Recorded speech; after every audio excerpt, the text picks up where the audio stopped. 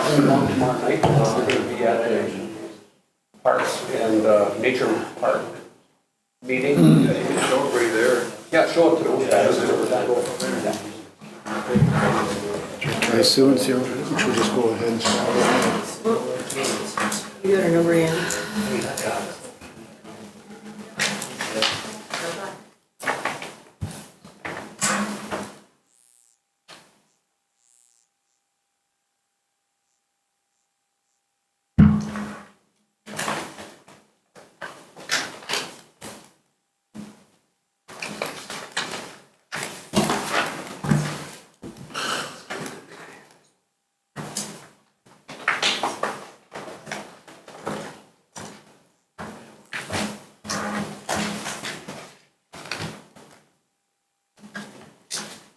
How far out are you?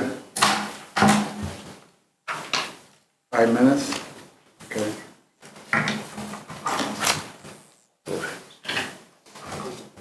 Okay. All right.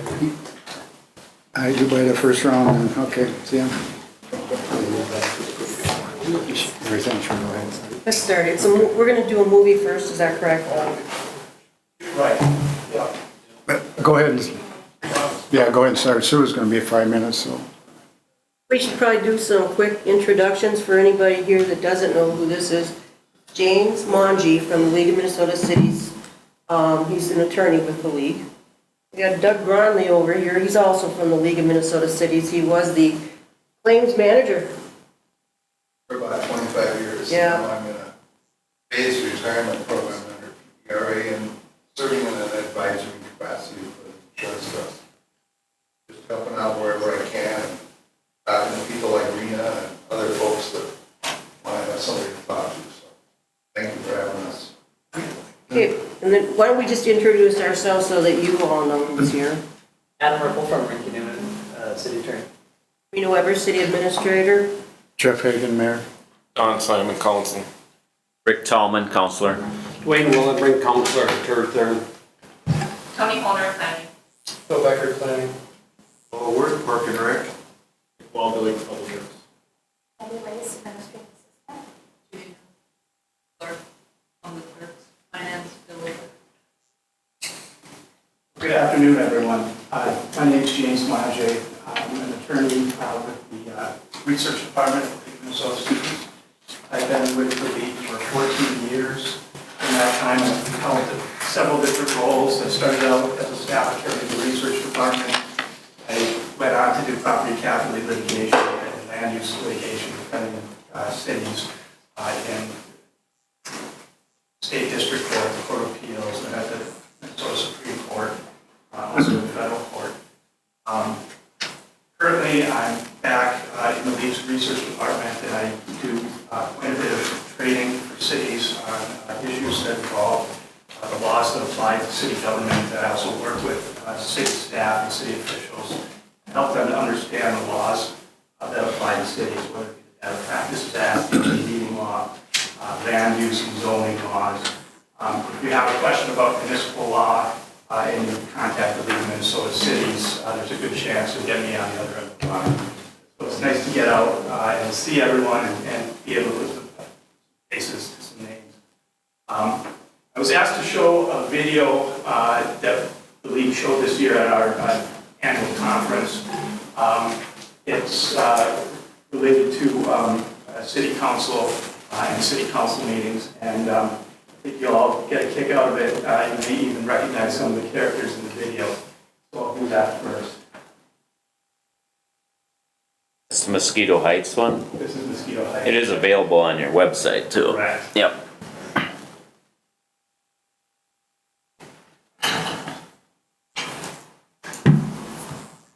Hello? James, should we get that light up there too, please? This one? Yeah, over there. Let me just get the video.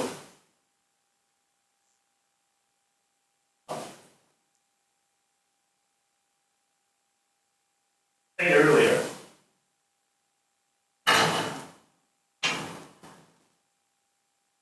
Hello? Hello?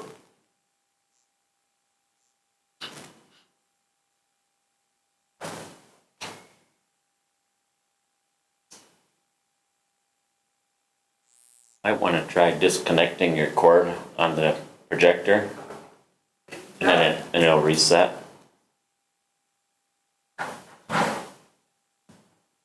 There we go.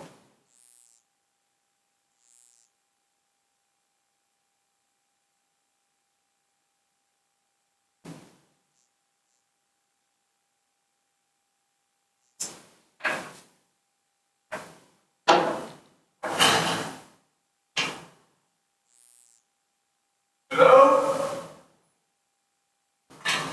Hello? Anybody here? Ready?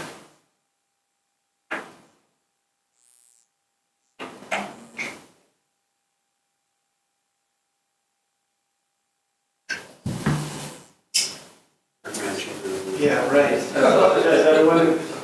Like I said, we had it playing earlier. I had the same problem one time before here. Just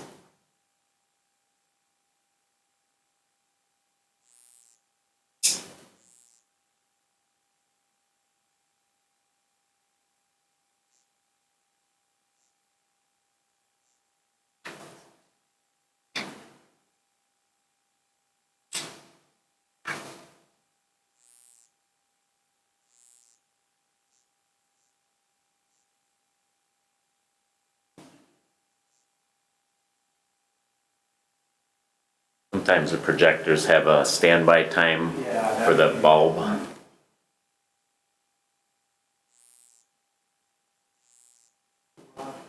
Yeah.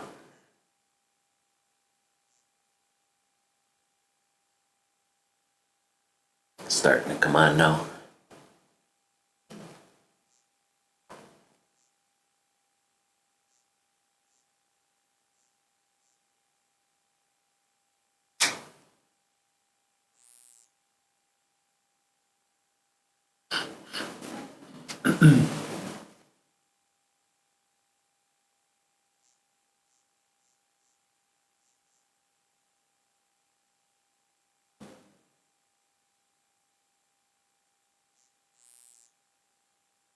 There you go. Have to turn it just a little bit to get back on the screen there. There you go. Anybody here? Hello? Okay. Hello? Anybody here? Hello? Good evening, Willie. It's good to see you again. I'd say it's good to see you if I can see you. That's close enough, Willie. Alright, fine. It's kind of weird. This place is disgusting. I know, it's a bit old school, but it's worked for me since the 70s. The 70s? I was 10 years old in the 70s. Call me a sentimental old fool. Willie, I typically don't do this, but I did tell Mayor Olson I'd look after you. But don't count on this being a regular occurrence. Okay, I get it. I really do appreciate your meeting me, but first, who are you? Who I am doesn't matter. It's what I do that matters. I help cities, Willie. I help mayors and council members. I even help staff members like you. By the way, congratulations on your promotion to city manager. Thanks. You know, I always knew those 22 years I spent as an intern would ultimately pay off. So Willie, tell me about Mosquito Heights. It has been a tough couple of years since Mayor Olson retired. You know, Mayor Olson wasn't perfect. He wasn't the smartest, he wasn't the wisest, he didn't run meetings very well, didn't have all the answers. You know, most days he didn't even know the questions. But darn it, he was a good mayor, and he kept the craziness under control. At least sort of under control. Things have changed a bit, haven't they? Believe some of the things that are going on. Oh, try me. Well, first is the new mayor, Mayor North. You know, he's always been active around town, and he was a state senator, so he knows what's going on. He's an okay guy. He's kind of a know-it-all. Let's put it this way, he's very sure of himself. He's always got an answer, and in his mind, it's always the right one. Oh, I know the type, Willie, believe me. When he ran for mayor, he ran against Councilmember Dorsey. She's been on the council for a long time, and she's a successful businesswoman in town, and I think she just assumed she would be mayor after Buzz retired. Boy, when they ran against each other, That was an acrimonious campaign, wasn't it? acrimonious, it was downright nasty. Accusations and name-calling and mudslinging. Yeah, and then there's the terrible business with Councilmember Dorsey's dogs. Why would anybody do that to dogs? You know how long it takes for fur to grow back? Those poor puppies were cold all winter. A real shame. When Mayor North was sworn in, he declared he had a mandate from the people. I think that was his way of saying he was going to do whatever he wants. And Councilmember Dorsey, she's still mad at him, won't even talk to him. North is fine with it, he doesn't want to talk to her either, but it's kind of tough to get any work done when the mayor and the most senior member of the council won't talk to each other. That would be a problem. And then there's the newer members of the council. You know, I say newer, but they've been around for a few years. I can't figure them out to save my life. Councilmember Sheldon, you know, I get the whole connectivity thing, and it's great that he's using technology so extensively, but I don't know what he'd do if we took his smartphone away. I think he'd wander around City Hall bumping into walls. He's always texting during meetings or checking his email. He says he's giving the people of Mosquito Heights information as it happens. I think he's just being rude. That isn't very polite, is it? No, it's not. You know, and don't even get me started on Councilmember Potts. He is just flat out mean to me and to the rest of the staff. Nobody can seem to get on his good side. Nothing is ever good enough. And I don't mind if he comments or even disagrees with the work we do. He doesn't have to be a jerk about it. My mom used to say, it's not what you say. It's how you say it. Yes, Willie, your mother was a saint. You knew my mom? Well, let's not get into that. Okay, Councilmember Ryan, you know, she's kind of smart. She campaigned on the idea of improving the roads in town, ran a good campaign, got elected, and they passed the pavement management program, and the roads are getting better. But now it's like she's still campaigning. Everything is a big speech, and she really doesn't have anything else to offer. She's never prepared, she doesn't do her reading. It's like she doesn't get the difference between running for office and actually serving on the city council. This is all very fascinating background, Willie, but we need to move this thing along. I have a lunch about getting a new stadium built. Wait, don't we have all the new stadiums we need? You're funny, Willie. Now get to the point. Why did you call me here today? You've been instructed to call me only in the event of an emergency. Okay. You know, we had a meeting last week on the new Public Safety Operations Center, and it was bad. The old police station is in pretty rough shape, and the mayor supports the idea. I think it's something the city probably needs. It will cost a lot of money. It's been bubbling in the city for a while now, but you are not going to believe what happened last week. And with that, Mr. Mayor, I'm happy to stand for any questions. Thank you, Chief, for your report on the new Public Safety Operations Center. That is outstanding work. I think you made it very clear that the city needs this project to move forward if we ever hope to be safe in our homes again. Safe in our own homes, really? So, are there any questions from the council? Just a few comments, Mayor. Wow, I can't believe how one-sided this presentation was. Listen, Chief, I get that you, your buddies, including the mayor, want this thing to go through, but a little balance would have been nice. Where were the options? Where were the alternatives?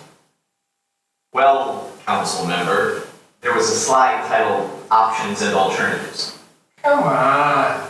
Staff hasn't seriously considered any options. Where's the background and the input and the financing behind this? Well, there were 3 slides in a row titled Background Information, Citizen Input, and Budget Implications. That's all fluff. You know it. You know what really grinds my gears is this indoor parking for the chief. My Chief's card is 15 years old. It didn't start 3 times last winter. If you don't want the garage stall, perhaps you could have proven a squad car or 2. Sure, now he wants a squad car, a new squad car. You know what I'd like? I'd like a lifetime get out of jail free card. How about that, Officer Krupke? One more thing. Am I the only person smart enough to see that the police chief and Willie seem to have fallen off the same tree? Look at them. They both could be brothers. The chief is my cousin. I thought everybody knew that. It's not a big secret or anything. Besides, it's a small town. I'm related to a lot of folks. I'm sure you are, Sport. Mayor. Hey, Chief. I thought it was a nice presentation. I tweeted out a few key points. But you know what I really liked? Councilmember Potts was your get out of jail free line. I love that. Can I use that? Sure, I don't care, whatever.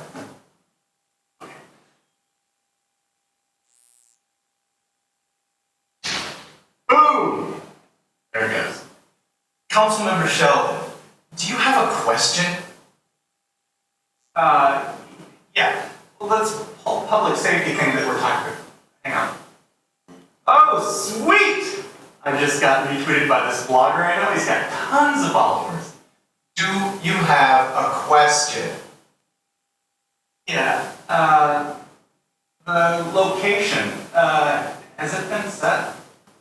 No. As I said in the presentation, the location and everything else is proposed. Nothing is set in stone. No further questions, Your Honor. All right. I am almost afraid to ask, but Councilmember Ryan, do you have any questions? Right, this police thing. Mayor, Mosquito Heights is at a crossroads. This Public Safety Operations Center is a game changer.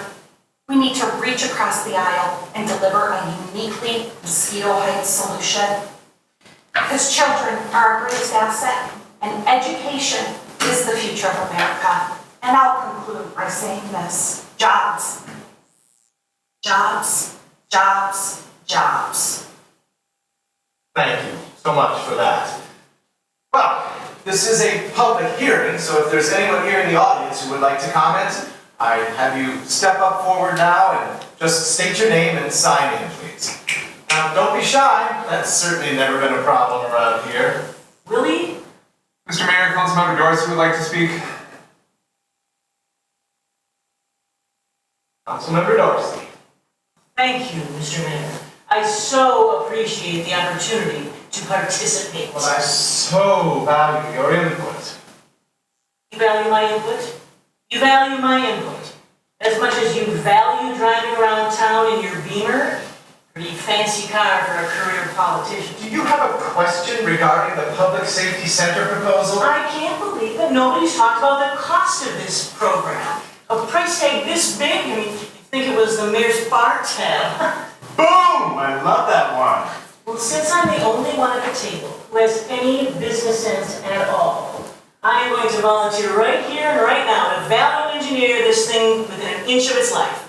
Listen, I don't care where Inspector Gadget parks, in his office, in his garage. I just want to make sure this thing is worth it for the taxpayers of Mosquito Heights. Excuse me, Mayor, I hate to interrupt Margaret Thatcher here and cut off this high level of discussion, but I do have a comment. Excuse me. I'll recognize you when I am ready to recognize you.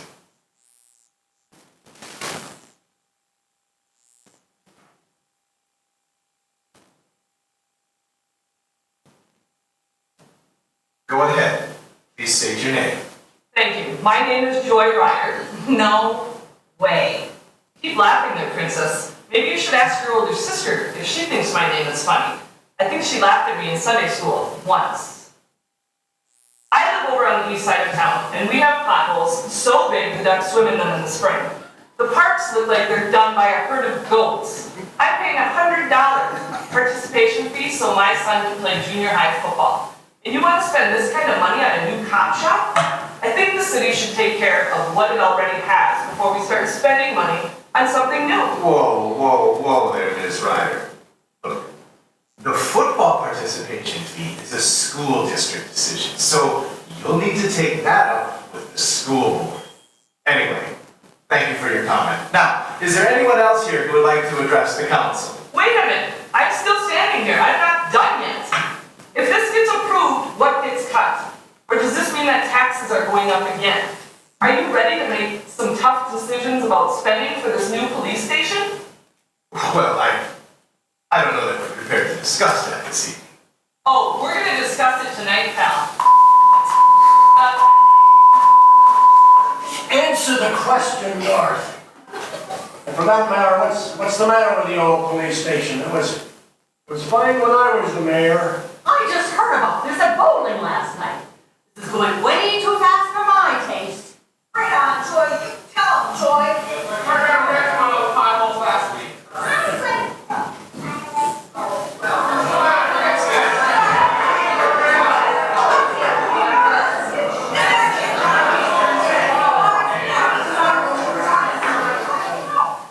You're right, Willie. I don't believe what happened last week either. I think for you to help, you'd have to be some kind of miracle worker. Please, Willie, I've seen much worse. The stories I could tell you. For some reason, people think it's okay to be jerks to one another. But that's not how it should be. I couldn't agree more. There's shared responsibility here, Willie, and that includes you. No, I'm not like That my mom, the saint, raised me better than that. She certainly did, Willie, but here's the thing. As the top staff member in the city, you have a role to play in all of this. You need to exert some influence. Show some leadership. Make it clear that rude behavior isn't acceptable. I can't do that. Well, not alone you can't, and you shouldn't have to. You need to get the mayor involved and one of the council leaders. Dorsey seems like a good one to work with to me. Let them know how you feel, and that you need them to help make things better. Somebody needs to be a leader here, Willie, and it might as well be you. Yeah, I know.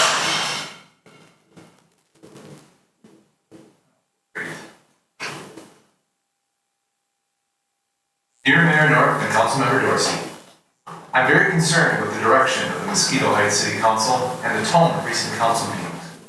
I need your help. Set the expectation of civility during our meetings. Build a team and support what the staff does. Set aside your personal differences and keep the city. Quit referring to me as sweet cheeks during public meetings. In the end, I know we'll do what's best for the city of Mosquito Heights. Thanks for your consideration. Sincerely, Willie. Sweet cheeks. Ah, sweet cheeks.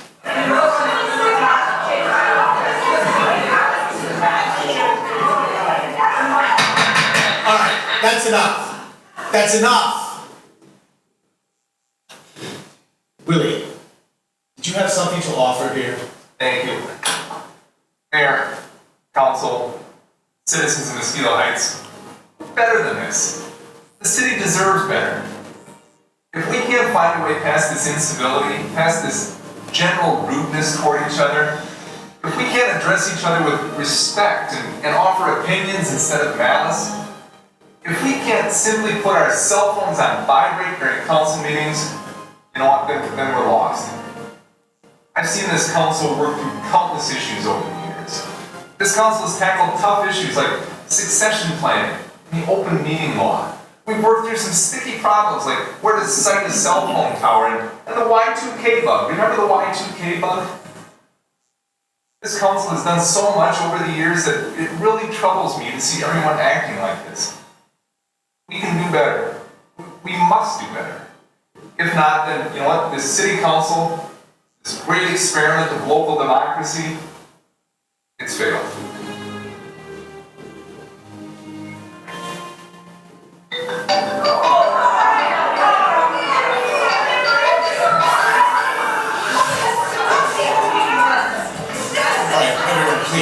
Everyone, please. Councilmember Dorsey and I have something to say. You didn't think it would be that easy, did you? We could see how our friends in Mosquito Heights address their problems, but I think the real value tonight will be in your discussions. What are the issues? How would you resolve them? Do any of these problems look familiar? Enjoy your discussion. Jim, what are you doing Jim, here? you're in the middle of something. It's dark. What's with the crazy hat? How are you making a video?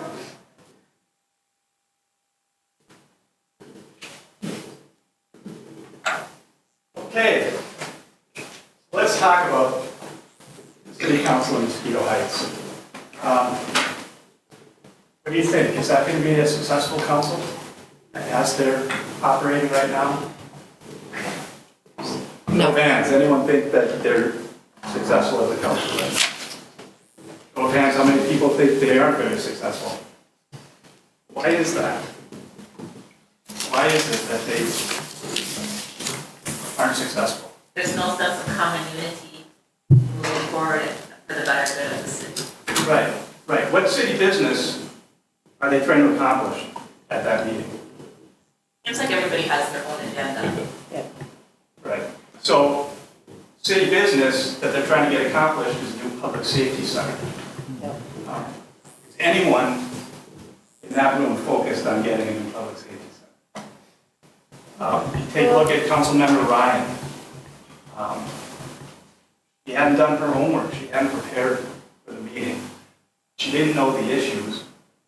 And when she got asked to participate in the meeting, all she could do was get up on her soapbox and give her campaign speech. Obviously, she wasn't focused on city business that needed to get done. What about Councilmember Dorsey? What was Dorsey's issue? Well, she had lost the race the mayor, correct? Correct. She lost the race to the mayor, and she couldn't seem to get past her own personal animus. Her comments weren't related to building, the public safety building. They were directed at Mayor North, and they were personal attacks that didn't move the meeting forward at all. What about Councilmember Potts? Potts was the one who was difficult with the city staff. What did you think about how Potts handled himself?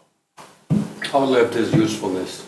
Yeah, and you could tell from the questions that he asked that he hadn't even paid attention to what the police chief had presented, because he had his own agenda and he was going to rip on the police chief and the rest of the city staff no matter what. So he wasn't really focused on getting a public safety building built either. His questions may be legitimate questions about cost and about alternatives, but it's pretty clear that something was clouding and making it difficult for him to focus on what the council and the city needed to do. What about Councilmember Sheldon? He was the techie. He was the techie, right. With Sheldon's use of text messages and his smartphone, was that helpful to the meeting? No. I don't think so. No, it wasn't. It was disruptive. And it also distracted him. He didn't even know if they're going to site pick for the public safety building yet, right? Because he hadn't been paying attention to the presentation. Does anyone think that Councilmember Sheldon's use of his smartphone during the meeting might violate the open meeting law? Yeah, Could be. absolutely. Well, I think, like there, in my opinion, this is mine, if I was the mayor, I'd have told that guy to put his phone away. All right. If you're the council, you're supposed to be there paying attention and not texting on the phone. I mean, if you're running a meeting, like here normally you're gonna ask, go to major meetings, cell phone, everything turned off. Right. And you were elected by the people, and he, you know, how we got in this scenario, an elected official acting like that, as a citizen, I would have been very upset. So there's definitely a decorum issue there, right? Right. What are the rules and what are the courtesies we follow when we try to work together in the city? There's also potentially an open meeting law question there as well, and the reason for that is open meeting law requires that meetings are open to the public, so the public can watch what the city council is doing and understand what information the city council is using to make its decisions. But when you've got Councilmember Sheldon texting up there in the front of the room, we don't know who he's texting, we don't know what information he's making his decision based on. Is it what's going on in the meeting, or is it what's coming in on his cell phone? So that's something to consider too. You mean, is he texting someone else on the council at that very moment, or it's somebody outside? Well, right, we don't know who he's texting, that's the problem. That's the problem. Well, that's why I couldn't figure out where does the open meeting law come in? But it implicates the open meeting law. We don't have any court decision right now, but I just want you to think about that idea that when you're texting in front during a meeting in front of the public, people in the audience are going to be sitting back there thinking, who's this person communicating with? What are they communicating about? Well, and I guess to me, the issue with that is if he's taking one tidbit, like he said, oh, I love that comment, and that's what he's tweeting out, well, that's not a very accurate representation of the meeting either. I mean, somebody's either here or chooses to watch the whole thing on TV, but I think it's an issue if any of, the council starts just selectively showing, tidbits of a meeting so that, because to me, then it skews what you're trying to do potentially is skew what the public is thinking. So it doesn't really present the whole picture. It could be that he's putting his own take on, Right. on what's going on. Right. The whole principle of getting open meeting law is that public business is supposed to be done in front of the public. Here, that council member's actions by communicating on his smartphone, the public business isn't being conducted in front of the public because there's only a select few that can view what his thoughts are. And the public doesn't get to hear what the public is, or what they're saying back to him. Councilmember Sheldon is voting on whether or not to grant a variance. And he gets a text from the applicant's next door neighbor saying, if you vote for this variance, I'm going to make another contribution. I'm your biggest donor. Then the public doesn't know what Sheldon's basing the decision on. Is it what's actually come before the council, or is it some other improper influence? You had made a reference that the open meeting law concerns the council, but actually it applies to all committees and all Right. in all areas, not just council members. Right, and I've got a PowerPoint that I'll do after we kind of finish up with the video. Okay. That gets into the open meeting. What do you think about Mayor North? How did he do at running the meeting? Or, Poorly? What do you think? well, when the Joy had gotten up there, you know, it was pretty rude to say, I'll recognize you when I'm ready. You know, Right, that was very, very rude. And North had it a few times when he ignored people. Ignored the council member next to him, yes. What do you think about this? There was a statement earlier on that when North was elected, he said he had a mandate from the people, and the city administrator said he thinks he can do whatever he wants. Is that true? Can mayors or council members do whatever they want? No. No. There are rules that Some think they do.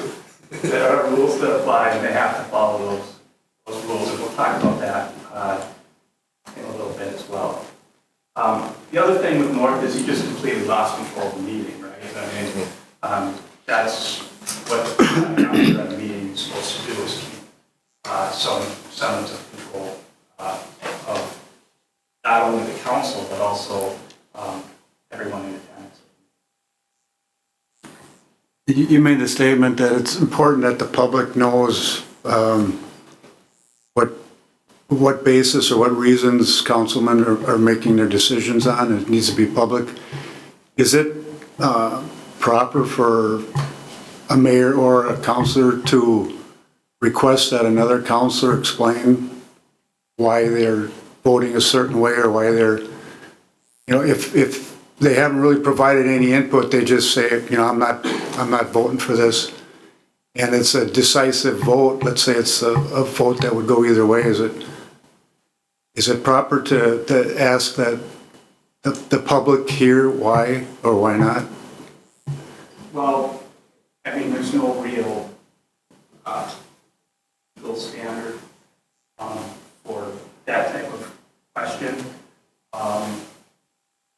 You know, that's more of a political question.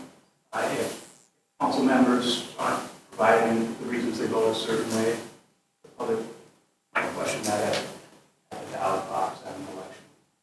On the other hand, it's good that, I mean, city councils need to have a reasonable basis, a rational basis for everything they do. That's the standard of the courts of law.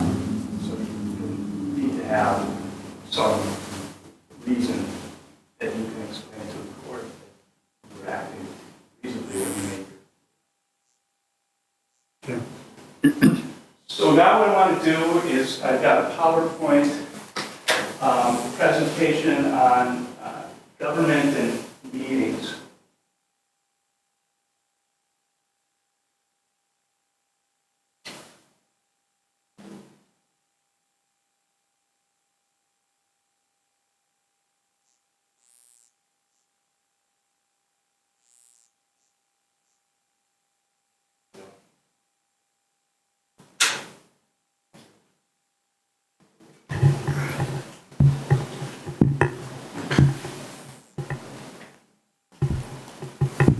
All right, so the first fundamental principle that everyone involved in local government should know is where city's powers and authorities come from.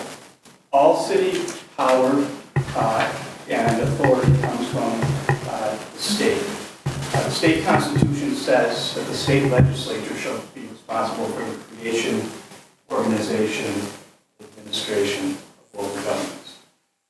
that means is that any powers that the city exercises have to be granted to the city by the state. For a statutory city, some examples of powers that are granted to cities are opening streets and sidewalks, establishing parks, establishing sewer systems and water service. And it's not just powers that are explicitly granted to cities, but also implicit powers. So for example, if the city has the power to open streets, implied with that power is power to snowplow streets. Likewise, opening city parks also carries with it the implied power of maintaining that park system. Cities don't have and have never been specifically or implicitly granted the power, for example, to raise a navy. So if you were thinking about starting your own Rockville Navy, that's something that's pretty clearly has not been granted by the state. Cities have been given the power to spend money, tax and to spend money, but the power to spend money has to be exercised for a public purpose. So you could expend city funds to, again, open streets or open parks, but there is no authority for cities to, for example, donate to a nonprofit.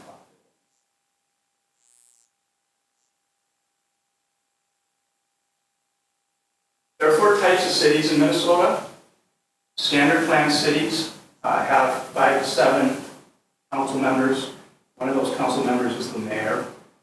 Another council member, an elected official, is the city clerk.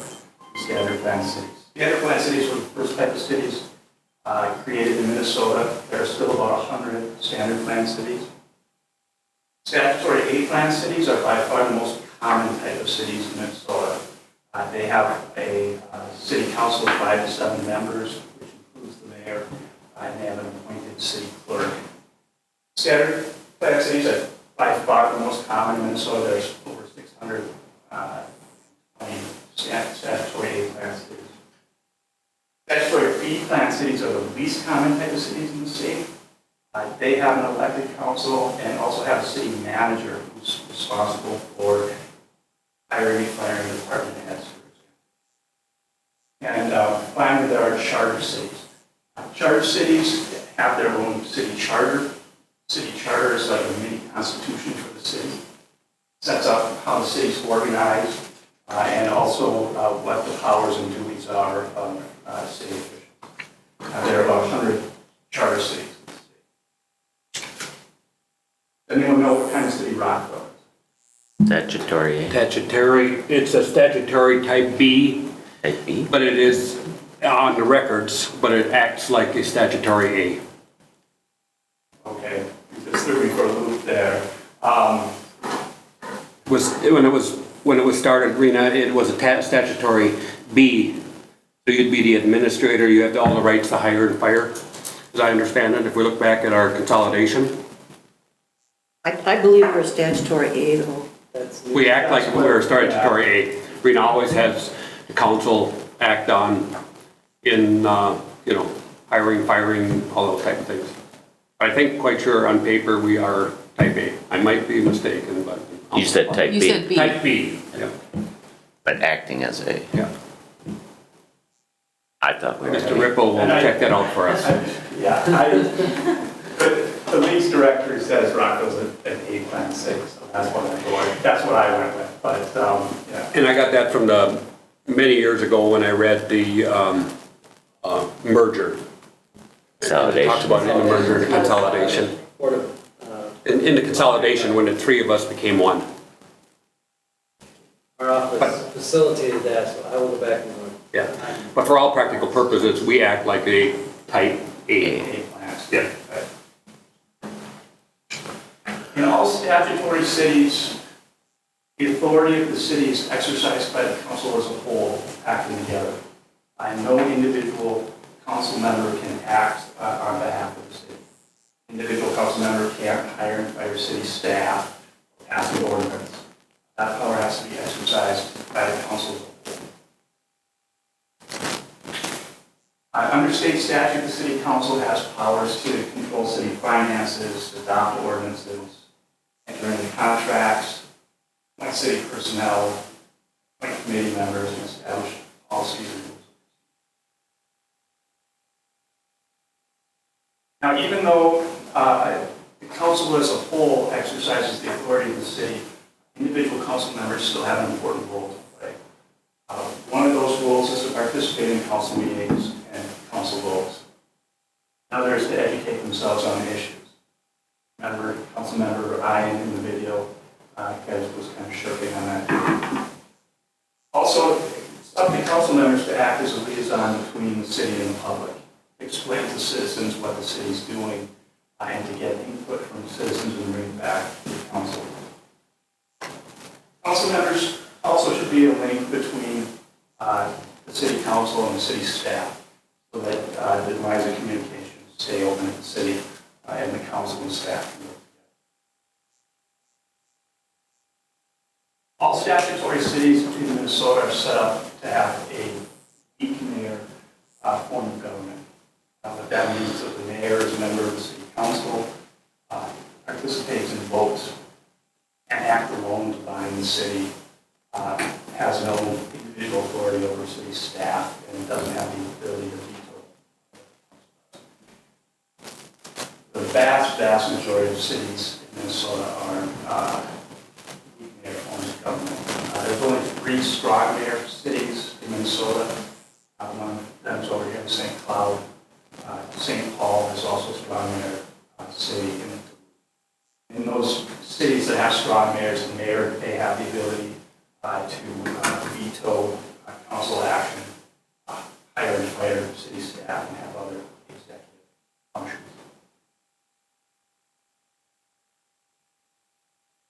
The mayor in statutory cities does have some additional duties. They include presiding at meetings, breaking a tie vote for a council appointment to fill a vacancy. State statutes do authorize mayors to make certain appointments subject to council approval. And the mayor acts as the official head of the city at ceremonial events, parades, groundbreakings, and also will give testimony at the state legislature on behalf of the state.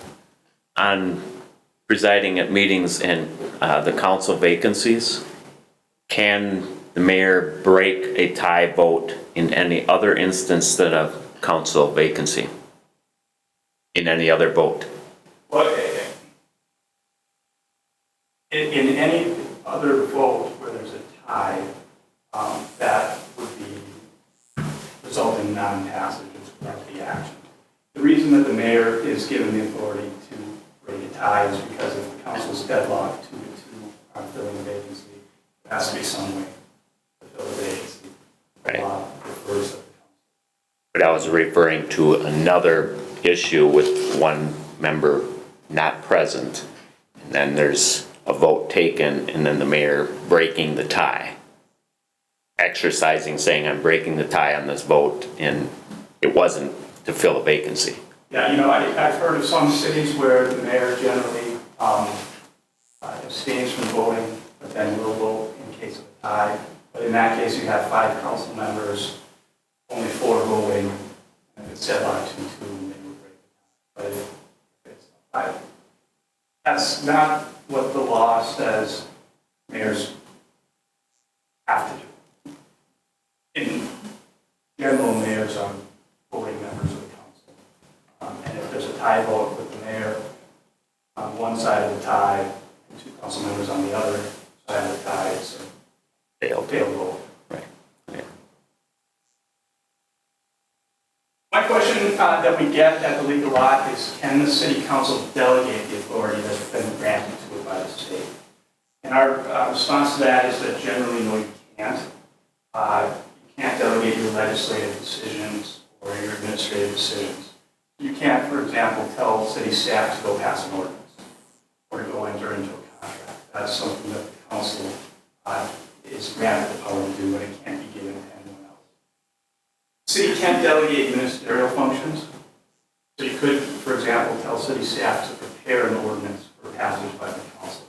or to get contract documents prepared for the council. So you can delegate your ministerial functions, but not your legislative.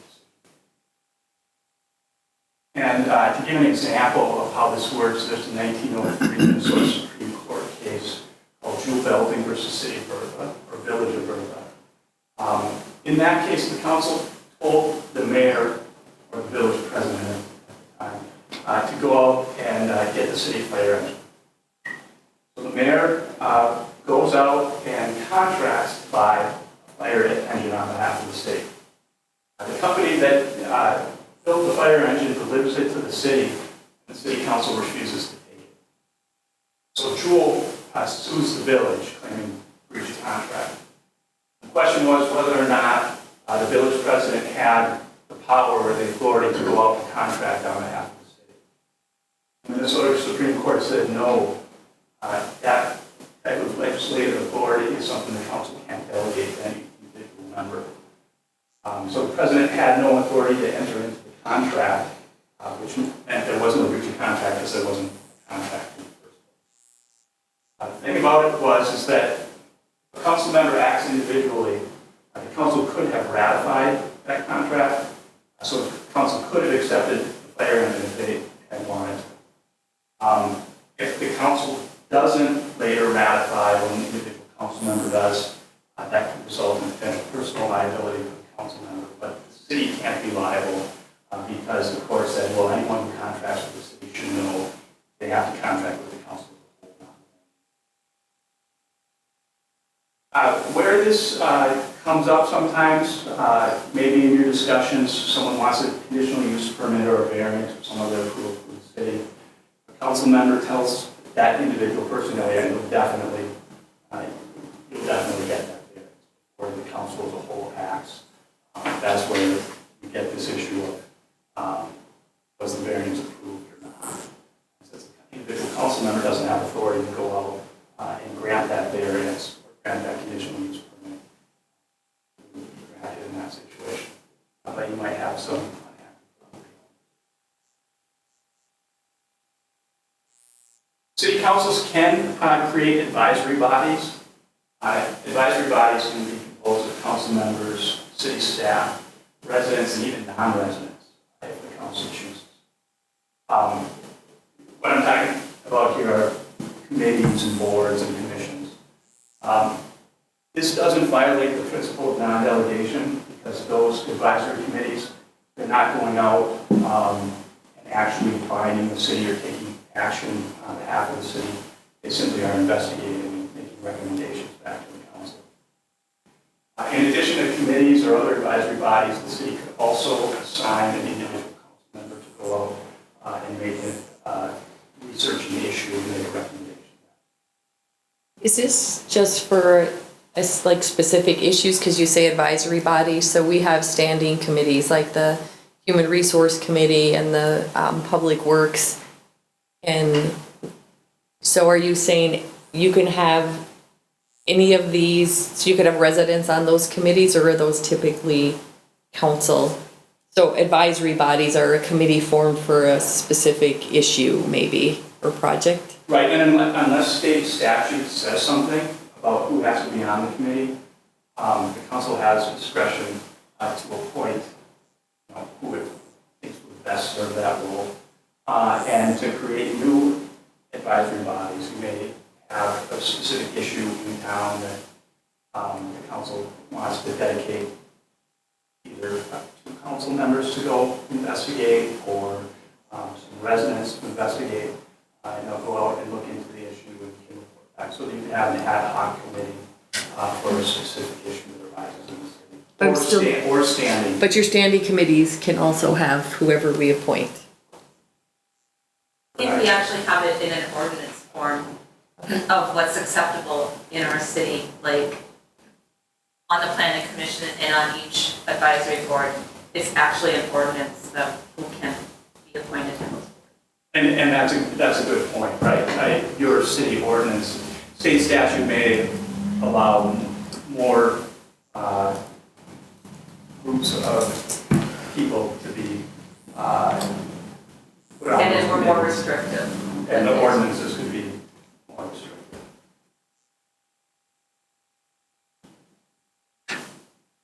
Another place where this issue of non-delegation comes up is with respect to Data Practices Act and Data Practices Request.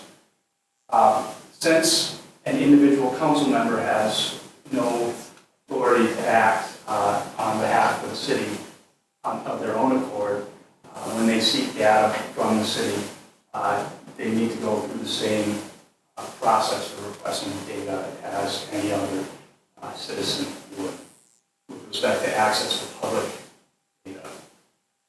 With respect to private data, we sometimes get questions about can the city council or an individual council member review personnel files.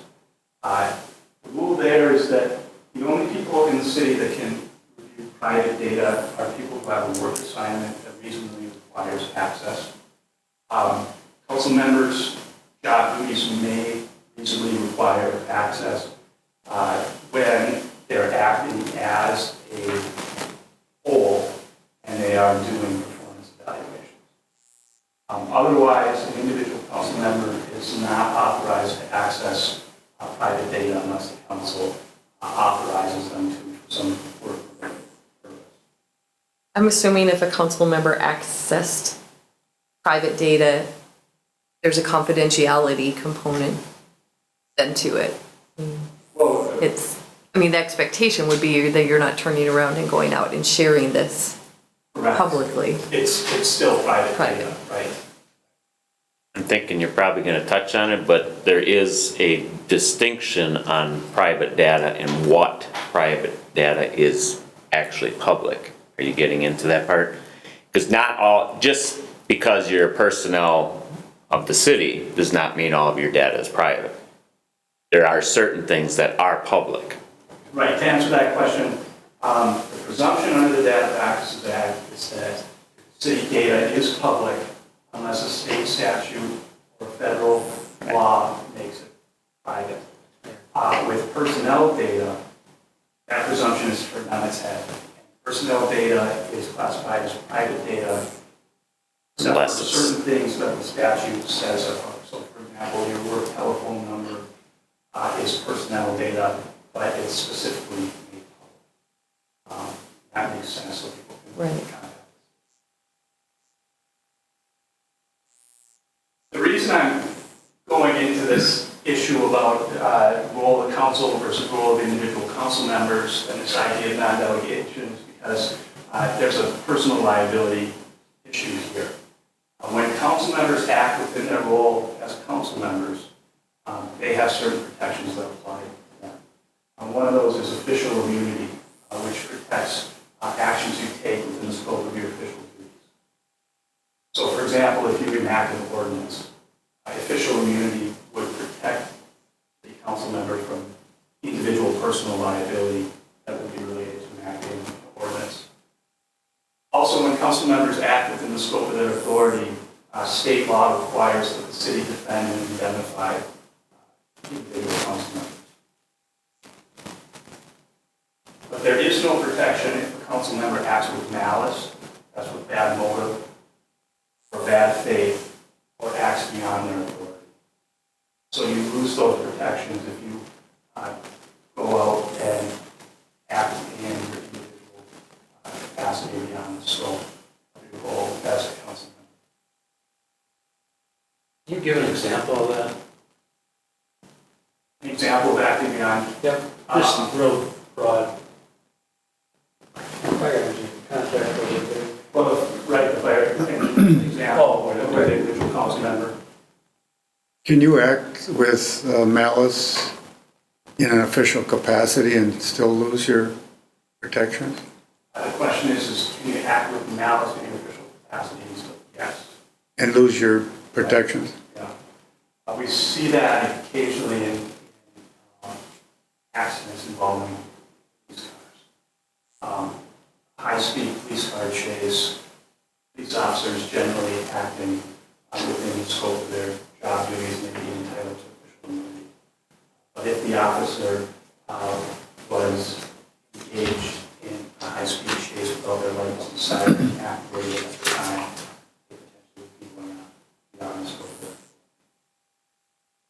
So in summary, the city council as a whole governs the city and exercises its authority. Individual council members have no individual authority to bind the city. Mayors do have some limited additional duties. There can be no delegation of city legislative or administrative authority. And there is potential personal liability if council members act beyond the scope of their authority.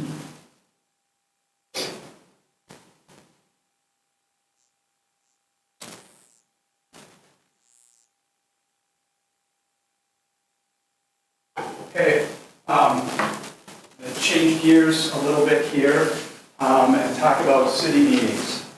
One thing you do as city council members and city staff members and commission members is go to meetings, so it makes sense that we talk about the open meeting law. The open meeting law is codified at Minnesota Statutes Chapter 13B. It provides that when a public body meets, it has to provide advance notice of the meeting. And it also has to allow the public to attend the meeting. There's an asterisk there by attend the meeting because sometimes there are exceptions that allow city councils to close meetings in certain situations. The idea behind the open meeting law is that democracy works best when citizens are involved and can see what city government is doing. The open meeting law is designed to prohibit secret meetings, protect the public's right to be fully informed, protect improper influence, present its view. And the presumption under the open meeting law is that city council meetings will be open. The open meeting law applies to regular council meetings, special meetings, and public hearings. I think everyone understands that. We sometimes get questions at the league about city council work sessions or executive sessions, whether or not those have to be open to the public. And the response is yes, they're all meetings under open meeting law. An open meeting law applies to planning commissions, advisory boards, economic development authorities, housing and redevelopment authorities, port authorities, and committees. James, how about the Fire Relief Association?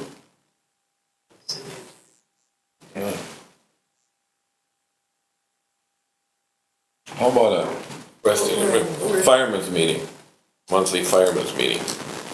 Okay, let's Yeah. talk about those two kinds of meetings. I want to check on Fire Relief Association to see if they are covered by the open meeting law. I have to check on that. Department meetings, of course, held or not, subject to the open meeting law. So the city staff meetings, you wouldn't be able to get anything done if the public is sitting on every space. Those would not be subject. But he was asking about the fire department meeting. Your monthly meeting. Monthly fire meeting, we have a monthly meeting, we discuss, go over calls, et cetera, what we want to do in that, you know.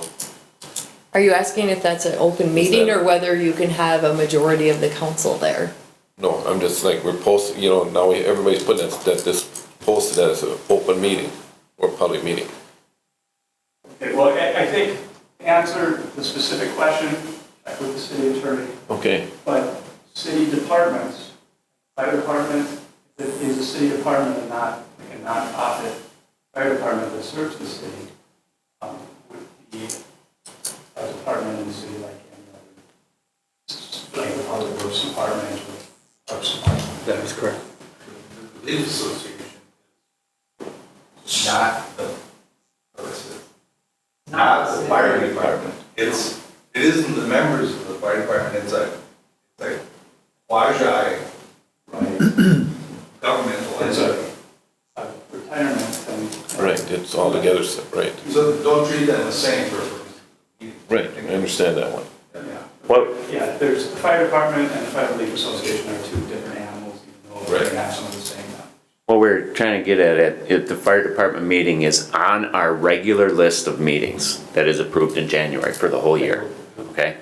And then a meeting gets moved 2 weeks up. Now that becomes a special meeting that requires notice.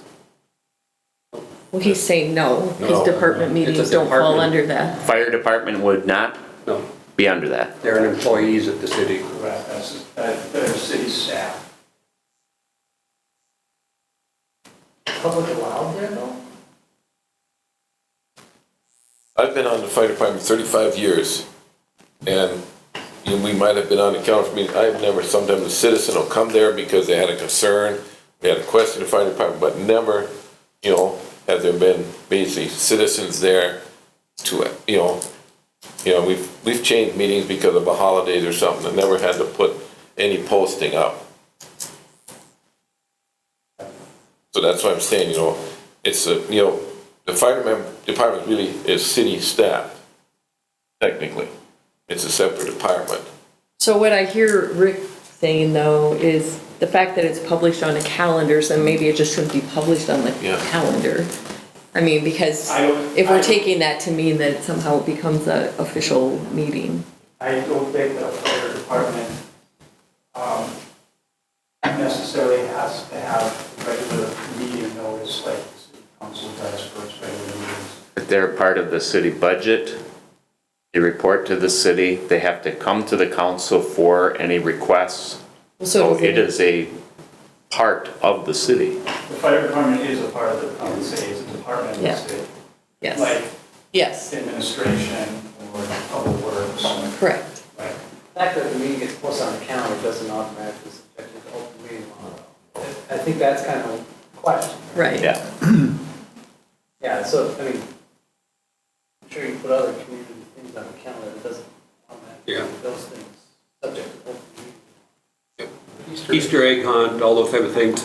Park and Rec, they make recommendations to the council, and they have situations out there, and we don't have public notices requirement. I have oversight of that committee. So a fire department would be like any other staff situation, as I understand it. That's Police department, public works. and with. I do have a question though. If we have, so it's a fire department meeting, if we have 3 council members show up at the meeting, does that create an issue? I'll tell you, my conservative advice is always to post anything where you're gonna have form of their council show up, when they may talk about personal or city business. Or better yet, we just make a practice that we don't have more than a If they're just, if there's. I was just asking. If there are 3 counselors that show up to observe, and typically, if 3 counselors or any number of counselors wouldn't be at a fire department meeting to conduct business, they're probably just there to observe. That's correct. And can 3 or 4 or 5 sit there and observe without, as long as they don't? If you have a forum of the council, it qualifies as either the open meeting law, if you're only Observe. information and the conservative advice is you might as well just post it.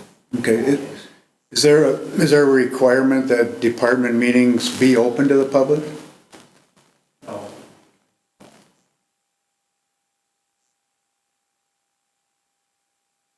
Okay, so one of the reasons we're having all this discussion about what's a meeting, what's not a meeting, is because the state legislature didn't define what a meeting is in the open meeting law. And so the issue has come up in other cities. It's gone Perfect.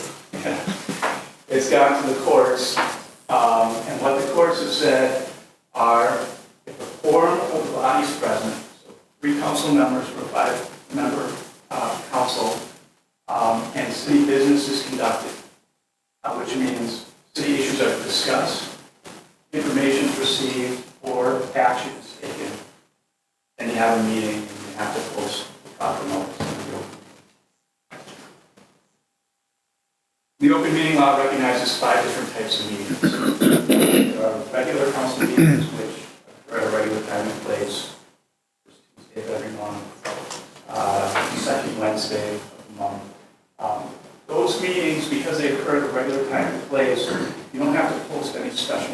of those meetings, because the public knows that they occur at the same time, every period. But you do have to keep register of those meetings at City Hall, or a schedule of those regular meetings at City Hall. Special meetings, I'm getting ahead of myself. Special meetings are meetings that are held at a different date, time, or location than a regular meeting. Because they are being held at a different day or time or location, you do need to post a special meeting notice that states the date, time, and purpose of the meeting. And that notice has to be posted on the city bulletin board or on the door of the meeting. And there also has to be mail notice to anyone who's requested it, or in the alternative, the city has to publish it. And because you're giving notice of the purpose of the meeting, that's the only thing that can be discussed at that meeting. You can't go off on other topics. Because the public doesn't know that you're going to be talking about those other topics. Okay. So it doesn't say location of meeting. I was just gonna point that It says date, time, out. and purpose. Because in the state statute, it states date, time, place, and purpose. Yeah. You must state the place, you can't let people assume where it is. Right, yeah, no, that's, the slide is probably missing location from, but that's date, time, location. And I have to give notice to council members before the meeting, and special meetings are presumed to be open, unless there's an exception that allows you. Before we leave that, if I may, at the experienced elected official leadership conference we had just a couple of, January 30th, 31st, we had a lot of tabletops, split ups, and codified those ideas. And at that point, where some of the city managers and key people would state that if they have a standard third Wednesday of the month is the council meeting, and a snowstorm, and the mayor calls it off, or the mayor and city administrator have that privilege of making a tough call. But anyways, going a step further, or if it falls on a holiday, then automatically they just move it 1 week forward. And it's almost drilled into the thought process of the people in those communities. That's it. Well, if it's on a holiday, it automatically. But it would still take the posting, correct? Even if it was a holiday? It's like, if we don't realize it, that it's a holiday and it's our third Wednesday of the month, we just assume in our calendar, oh, it's gonna be the next week or something like that. That's the way they were talking about it at that meeting. A lot of them do it like that. They Or just can have you it adopt automatic. something that says, if we have a snowstorm or something, the meeting would be held the following one? Yeah. I mean, is there a way to adopt something that makes it so you don't have to? I guess I'm not sure on the canceled meeting, but I know for the holiday meeting, you're adopting a calendar of meetings at the beginning of the year, which are posted. So you know, yeah, there's a Yeah, holiday. I don't know on the, I assume it But- was. If I can clarify it, what they stated is that at the beginning of the year, they also have it added in there that says if a meeting falls on a holiday, it automatically goes. And then the group stated that once they made that decision, it's a week later, so it's almost automatic. And I guess my question is, even if we all know, if it happens to be on a Wednesday, that there's a holiday, rather than a snowstorm, because that's got some ambiguity to But when it. you put your calendar together, wouldn't you know that that Wednesday was a holiday, and so you would have put the meeting on the next Wednesday, so that's how it would appear on the calendar? Not necessarily, if it doesn't happen in the middle of the year and somebody change it. So I don't know, just, I'll say this, you can't go wrong by doing. the posting. Right. But you can't add a disclaimer to your calendar that says, if for any reason the meeting is canceled, it'll be the next week. The open meeting law doesn't have anything that provides for a procedure like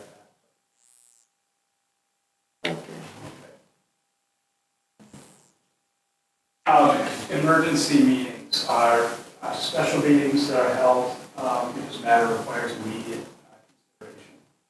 This is another area where it's not really clear from the statute what qualifies as an emergency. Typically, it has to be something pretty serious, like a pandemic or a natural disaster. times when I've seen emergency meetings called are, for example, years ago, there was some really bad flooding up in the Loop, in some of the communities around the Loop, and they were a disaster area. Emergency meetings to address the flood damage. Also down in the southern part of the state, there was a pretty serious ice storm that caused a lot of damage that trees and city property, and they called it an emergency meeting. Because it's an emergency, and it's assumed that you need to meet quickly to take action, publish and post notice prior to the emergency meeting. But the city does need to make a good faith effort to notify the media that the meeting is going to take place. And emergency meetings are presumed. When the council continues the meeting, it doesn't need to give additional notice if the time and place of the meeting is established at the previous meeting and reported in the meeting minutes of that meeting. Okay, so let's talk about closed meetings. There's a procedure involved in closing a meeting. The meeting needs to start out as an open meeting. That's so the council can put on the record the specific statutory authority for closing the meeting and the subject to be discussed. So for example, when I've closed meetings in the past, I've put a statement on the record or have the mayor put a statement on the record that we're closing the meeting pursuant to Minnesota statute section 13B.05 subdivision 3, the attorney-client privilege to settlement negotiations and litigation strategy in the case of Smith versus. Yeah, it needs to go on the record a lot of times. Did you go back one slide? Bring that the time and place established at a previous meeting and recorded in the minutes. But yesterday I read in the paper that it's at its regular session date. Time was changed. How do we handle something like that? I'm sorry, you get the question again, or? We changed the date of our meeting for this month. Okay, because of the Easter situation, we put on the event. So we're going to gather on Friday, and then that's recorded in our minutes. Which, yes, That doesn't matter. This says for a continued meeting. Are you talking about a department meeting? Yeah. Or? Yeah. That's why it doesn't matter. You don't need. well, the problem is I read in the paper yesterday, I think it's going to confuse the public. It's still an open meeting. Well, It's recorded as is going to be this Thursday. right, but Paul, that's not coming from an official or representative of the city, it's from Tootie. She does the own writing for the paper. I have no control over I don't that. understand the situation. He's so- talking about. The meeting was, it's Park and Rec, and the meeting was supposed to be for tomorrow night at 7 o'clock. It's always, Always first always the Thursday. third Thursday at 7 o'clock. Well, they decided not to have that meeting because on Friday night, all of the same people are going to be going that typically go to those meetings are there to do a work for the Easter egg hunt, and that's on Saturday, on Friday night, a day later, right, Paul? And so I think what I sense Paul is asking, by the letter of the law, are we abiding it, or the same people are going to be there? Should that have been notified, and it's only a decision that was made a day or two ago? Skip the Thursday meeting. No, it's recorded in our But the minutes showed it that it was going to be on Thursday. Yeah, let's save that one and let's take it, yeah, right, be after the presentation. Yes. It's not, if that's Tootie's column in the newspaper, and it's not city, it doesn't come from the city, it's not an official. Well, I'm wondering if there's going to be a public complaint if somebody shows up here Thursday because it's read in the paper. Yeah, Non-issue? like I say, I don't really understand the situation, but I don't want to go too far off topic right now. But maybe city staff can work that out and discuss it. So closed meetings, again, have to start out as open meetings. You have to explain on the record why the meeting's being closed. closed, so the public has a chance and an opportunity to know why the meeting is being closed. Generally, closed meetings have to be tape recorded. The exception is attorney-client meetings. Meetings are closed for the attorney. Certain meetings must be closed under state statute. Meetings for preliminary consideration of allegations or charges against an individual subject to public body's authority must be closed. The reason is at the preliminary stage, you don't want to ruin a staff member's reputation with an allegation that's public.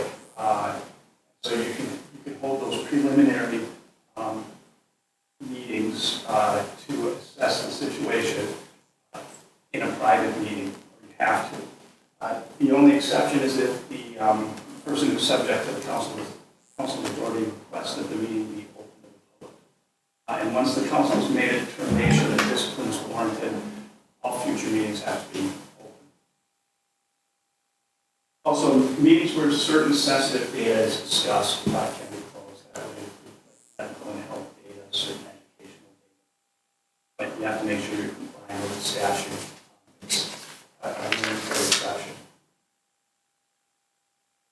City councils can close meetings for labor negotiation strategy under the Public Employees Labor Relations Act, for performance evaluation of city staff.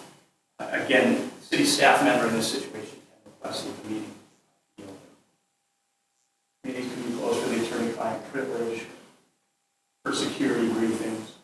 The idea here is we don't want the bad guys to know our city vulnerabilities. And so in certain situations, security might be required. No city in the state operates a hydroelectric dam. After 9/11, they requested an opinion from IPAM, that's the Department of Administration's Information and Policy Analysis, on whether or not they can close the meeting for security briefing on vulnerabilities of that hydroelectric dam. IPAM said, yeah, that's the reason for this. You can also close a meeting in connection with purchase or sale of real or personal property.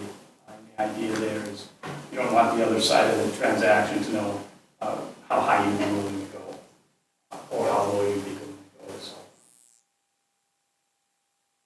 they didn't remember about the exceptions to the open meeting laws that are limited. There are specific procedures that have to be followed to close a meeting correctly.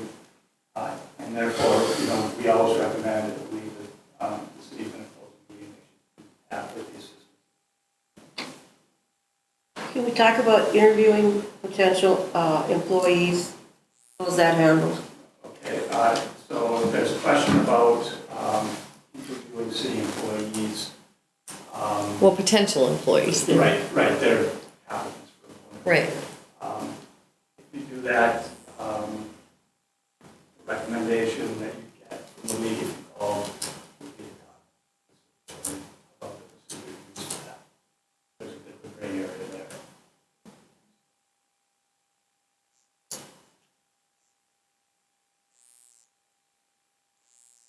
There are some common concerns that come up when we talk about the open meeting law. They include chants or social gatherings, training events, pre- and post-meeting discussions, serial meetings, and electronic communication.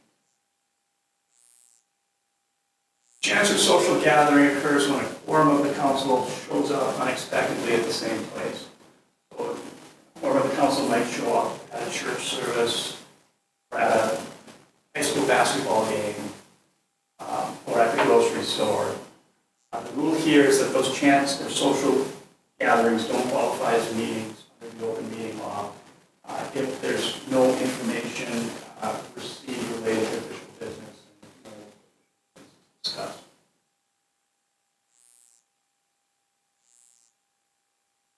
Training is another area that we sometimes get questions on. The open meeting law doesn't apply to training where it's general in nature. It doesn't involve the discussion of city business. So if a quorum of council members wanted to come to the League of Minnesota Cities to get an elected official or experienced official training, that would not be considered a meeting under the open meeting law, provided there's no city business discussed. That would be during the session, bring up issues related to the city, and during breaks in the hallway, no discussions.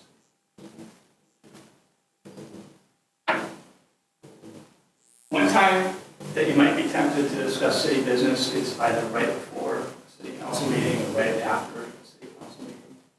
The reason for that is everyone's right there, and you just, you're either going to discuss city business or you've just gotten done discussing. A discussion of business amongst the quorum council members before or immediately after a meeting would likely be a violation of the meeting law, so try to avoid that. Also, it's a good idea for council members to avoid as a group or going out for coffees or Can you go out for a beer, though? That was a joke. It was a joke. I'm going with the literary interpretation. I think beer's okay. Are you planning to do that after this one? Another concern we have is serial meetings. This is a meeting that never involves a quorum of the council in one place at one time. But what happens is council member A says to council member B, I think we should approve this variance request. Council member B says, yes, I agree, this variance should go through. And council member A says, why don't you go see what council member C thinks about that? So B goes to council member C and says, listen, council member A and I both think we should pass this variance, what do you think? Council member C says, yes, I'm going to vote for it. See what happened there? We have a quorum of council members all meeting, not all at once, but forming a decision outside of an open meeting. So that's problematic. Of course, you said that doing that type of serial meeting, fashion agreement on an issue done intentionally could be a violation of the open meeting law. And that includes committees such as EDA, Planning and Zoning, Park and Rec, same situation, correct? Yeah, open meeting law applies to all. Serial meetings, Right, same exactly. thing. Right. Serial meetings can occur in a number of different ways. They could occur by U.S. mail. They could occur by walking quorum, like I just described. Email, text messages, social media are rife areas for violations of the open meeting law. A couple legislative sessions ago, they did pass some limited exceptions to the open meeting law for social media. Not altogether clear what they cover. But so you understand, there is an exception that allows some use of social media. That hasn't been tested in court yet. That's right, it has, that's why letting you know it's there, I'm not going to interpret that one. Electronic communications are places where it's really easy to violate the open meeting law, either unintentionally or intentionally. Some examples might be where the city clerk emails the agenda and council packet to all the council members. That's acceptable, iPad said that's acceptable. But if one of the council members reads the packet and then picks up an email communication and hits reply all, then potentially you have a violation of the open meeting law. The entire council is now been involved in communication. Another area would involve serial emails where one council member emails another council member emails another. That is a potential problem too. So what I want to make you aware of is that really be careful and mindful when you use electronic communications. And I've heard one person say city officials should avoid replying all that. It's part of our topics of discussion here, but we don't have city emails. Okay?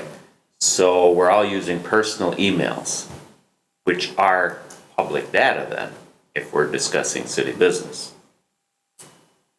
how does the public get that? If you're a city official and you're discussing city business, it doesn't matter if you're using your cell phone, personal computer, your private email account, secret server that was created by the Secret Service. There may be some arguments to be made, but I think you should assume that those are government data under the data practices. Do you think it'd be a good idea to have city emails and the city business be conducted on that so that our personal emails don't have to be gone through to see if there's city business? Yeah.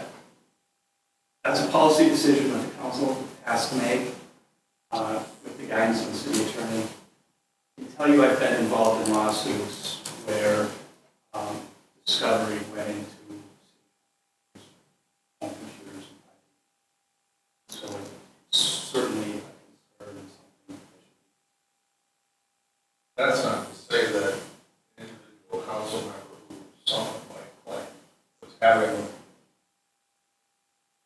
discussions that violated them, that doesn't protect them from having their personal computer searched. We have a city computer system. Someone is writing a Right. city business to some individual in the community on their personal laptop or personal email, that still becomes public data, and your personal computers. Just because you have a city attorney email site still doesn't permit you to type city business on your personal email and then say it's not subject to the open meeting or to the data practices law. Right. But that's where I was trying to get at.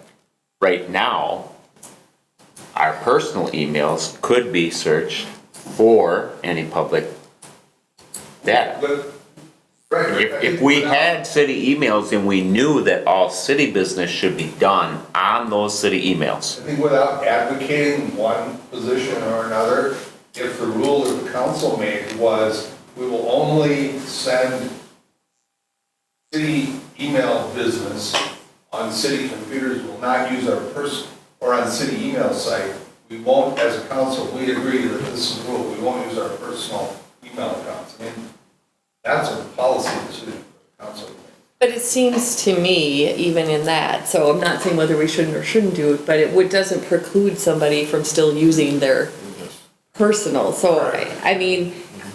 That would be like he's saying, you have a city policy and all the councilors agree to that policy, that I will only conduct city business on the city email I hear you, account, I'm and just then- saying that doesn't preclude somebody from saying I agree to it and still doing something Right. different. Absolutely. And there was a lot of discussion on that experience elected. And those are communities that are probably more advanced than we are in our IT world, and financially they're a lot more stable or something like that, but there was a lot of discussion at the experienced elected official meetings about how they do it. And that meeting was before the Hillary Clinton debacle thing came along, and we're not here to debate that issue, obviously, but. Just as an FYI, if you ever get involved in a bunch of litigation, and you've got a personal email account at home, and somebody claims that your emails are related to city business, you don't want to be embarrassed by what's in your personal email account, so you want to try to separate them, I think is general practice. One consideration in this area, and on that question, is you don't know who you're responsible for. Administrator. If the Data Practices Act request comes in for all data, council member emails, that request goes to the responsible authority. Data Practices Act requires that data be reasonably accessible. But it may not be reasonably accessible.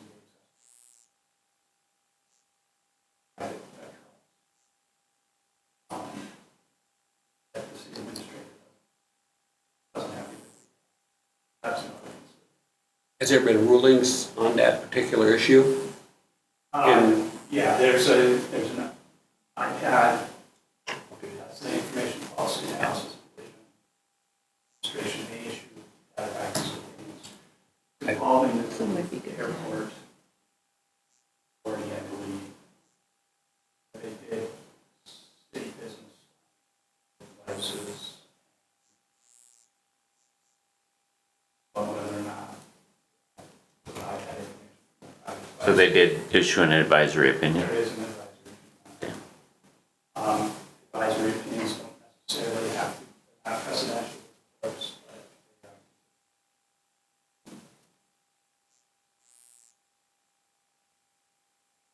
and there could be serious penalties for violating the open meeting law.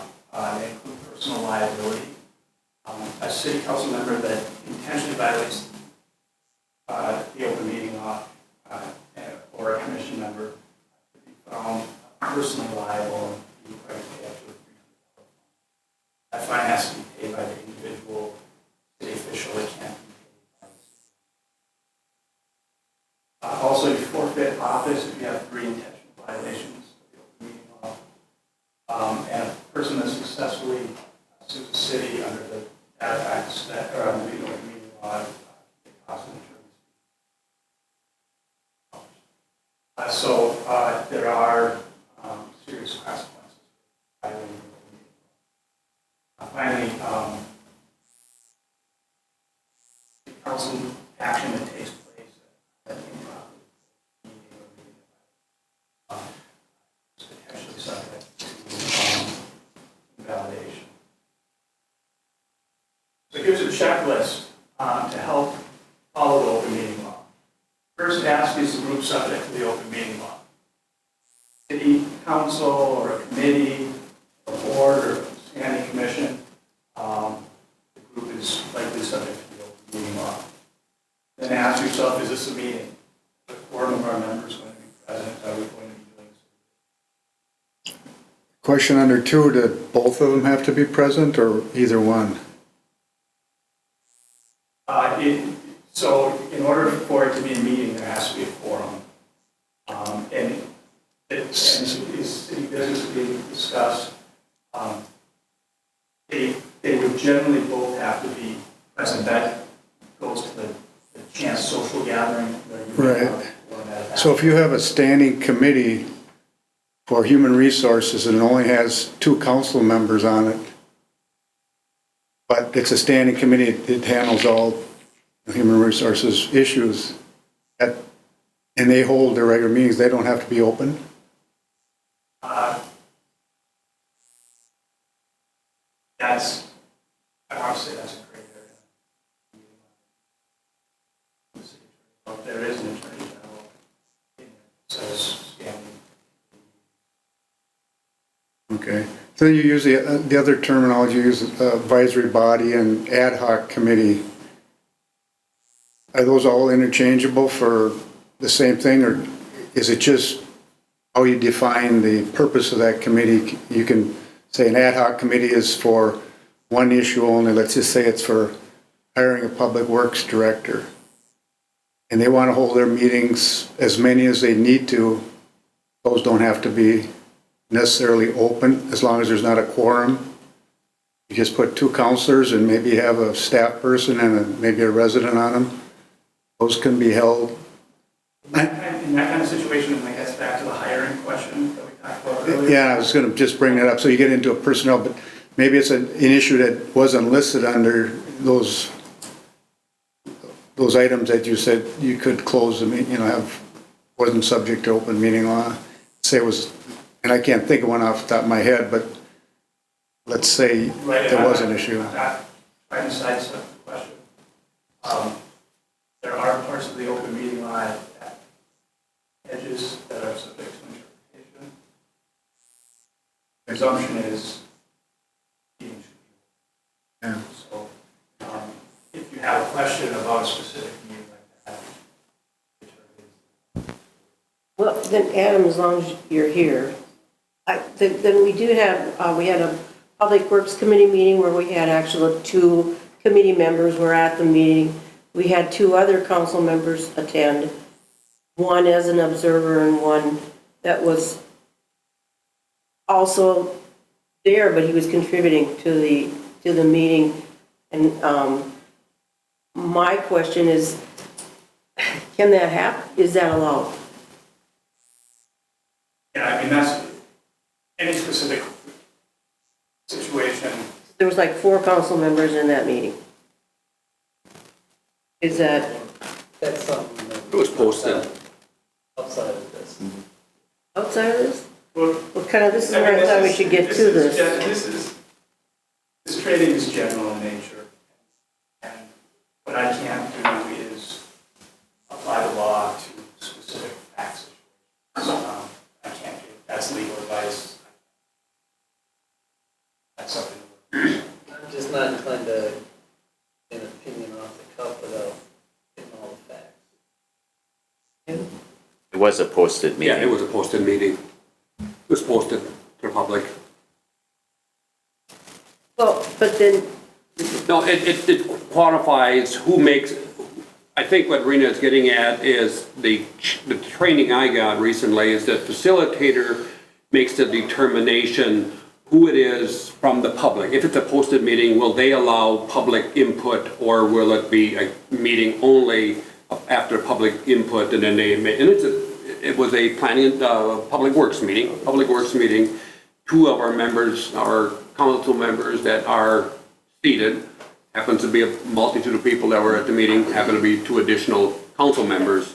And the question I think that Rena is bringing up is in the, who has the right to make that, and we have input from the public.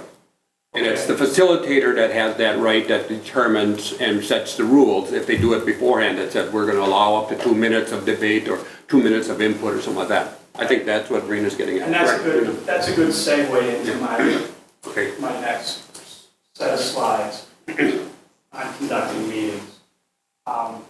State law says that how you conduct meetings is left to the discretion of the city. Different city councils may do things differently. Some may allow public comment at the council meeting. Others may not. Some may place time limits on the amount of public comment. Some may not. The fact that you do things differently is okay. Council has to figure out its own procedures and figure out what works best. So we sometimes get questions at the league about whether or not the council should adopt rules of procedure. Our answer is generally yes. There aren't default procedural rules. The council has to adopt them. Some councils adopt Robert's Rules of Order. The thing about Robert's Rules of Order is they're designed for larger legislative bodies, and they're formal and complicated for a city council.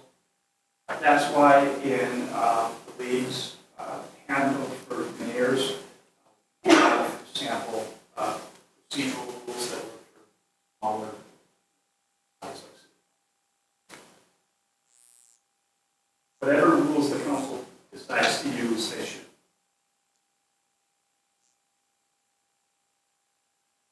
We also get the question about whether cities should have bylaws. Our answer is generally, again, yes. Put some rules and order in place in case there are ever any questions about how the council should operate. There are no required bylaws. Council has to adopt its own, what works best for it. Our handbook for mayors also has a sample.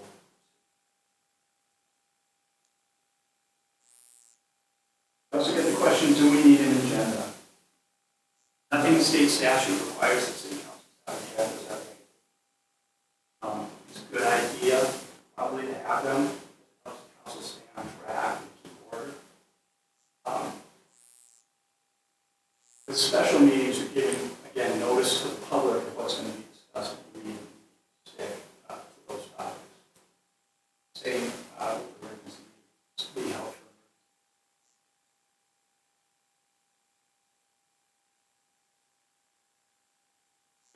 to kind of circle back to the video we watched in the beginning, I just talked briefly about decorum. Decorum is a set of expectations that you have. I think about it when I get up to a four-way stop, I have an expectation that the cars are going to take. If we didn't have those expectations, exercise them, be a lot of conflict, section, a lot of accidents. So decorum are kind of those rules that help us go through everyday life and get by and get our business done without too much conflict. They apply to everyone. They apply to the council. They apply to staff. They apply to the audience as well. And those rules of decorum need to be enforced by the meeting chair. I have a question that, you can't be wearing two different hats, or can you? Can you be a council member at one point and then be a citizen at another point? Wayne, that's what I'm asking for you. You need to excuse yourself from the podium and you walk out here and you address the public as an individual so that everybody knows that you're speaking as an individual rather than in a council action. That's what they do, some training. Your question raises a lot of issues. I don't think I can get to them all. All council members are citizens of the city. And there may be times when council members have business that needs to be conducted in the city. We need to avoid any conflict. But there's so many different situations where that can arise. I can speak generally to it. I can't answer a specific question. So this kind of goes back maybe to the other one. I get what you're saying about the rules for public input, but say it's a planning commission meeting and we have council members who come to the meeting and then there's often open or public input at planning commission meetings and a council member gives their input at a planning commission meeting and then the issue is going to be discussed at the next council meeting. Is that acceptable? Again, I mean, there's a lot of gray area. I think we need answers from Adam. I mean, because these are realistically things that happen here. So, to not know, it sort of leaves it like, is it okay or not okay? Right, and that is why you have the city attorney, is you need guidance. Who's there to give it?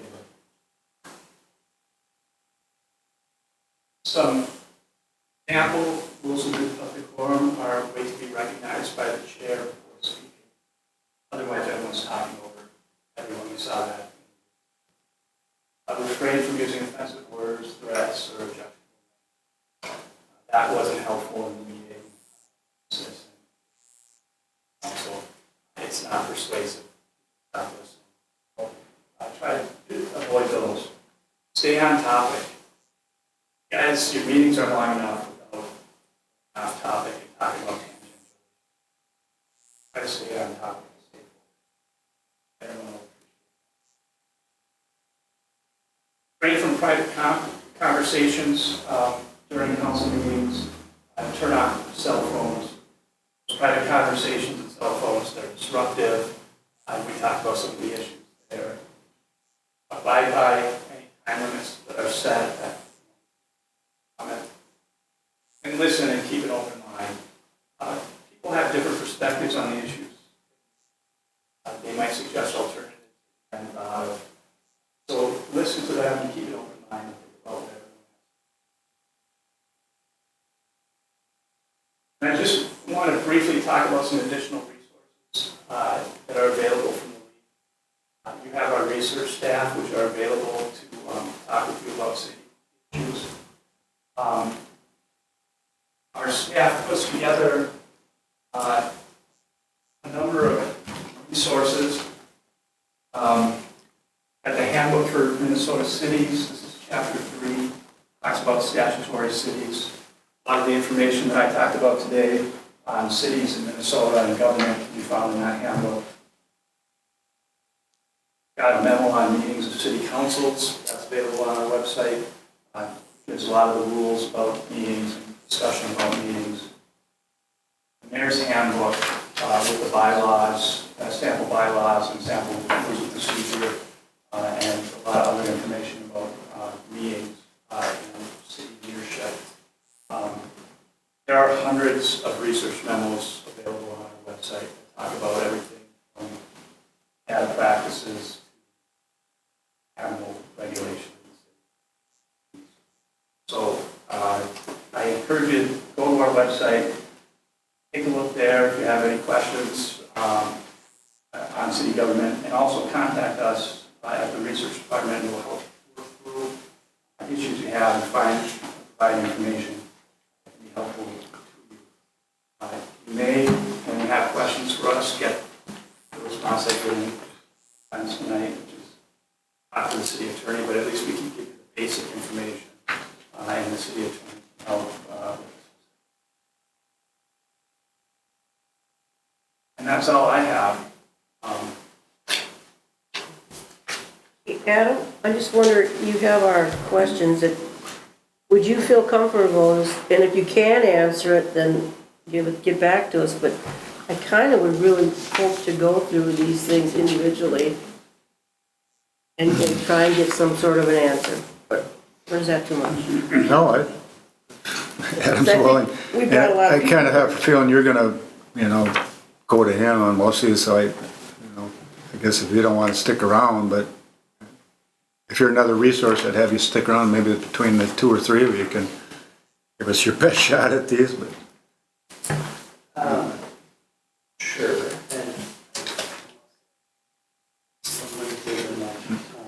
Okay.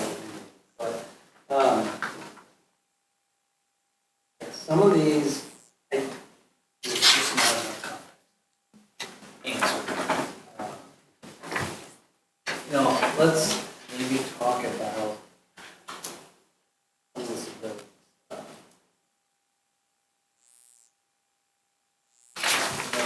I think that is of some concern.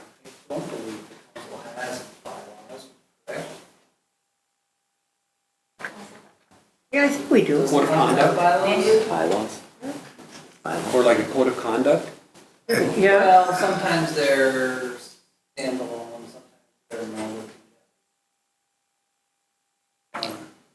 That set expectations that the council has for each other as we conduct our meetings. I think that is something I highly recommend. Be able to, for an individual council member, look out themselves and see something that's outside of the council, I think is helpful. And in the process of coming up with those, help things off and work through those. That's fostered a lot of discussion, and I think maybe it is, council does have those already, that's something to revisit. I want to just have a general discussion about it too, to the extent that appropriate to work. So, bylaws? I will look. Because some of the questions here about, asking questions of staff, not exactly a right or wrong answer on this. I think that there's some consensus that's still from those bylaws discussion, that's helpful. As it relates to staff, you're your staff, and so should be setting them up for success. In terms of grilling staff all off guard, it shouldn't be a gotcha game at the because we have an audience now. So that's a big thing that can be incorporated into your bylaws about questions about grilling, the staff's attention, so that they can be prepared to address the full council with their response. And to the extent that council members individually have questions about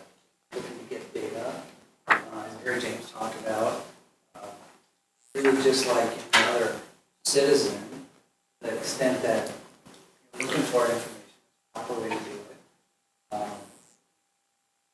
Reaffirming that in the bylaws is helpful.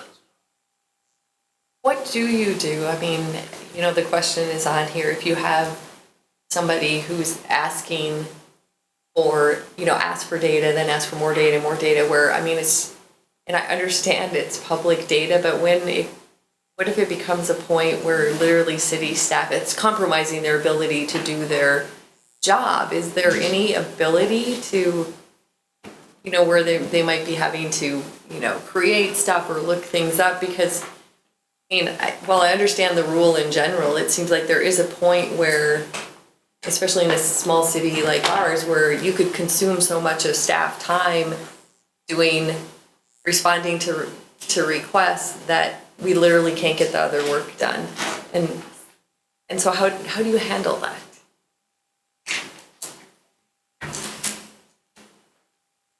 I personally think it comes through a discussion at the council level and setting expectations that the council has for itself.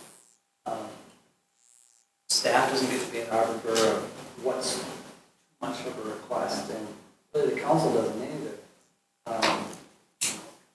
I was premised on that. This is providing information to the public. And so it falls on council to have those discussions with each other about,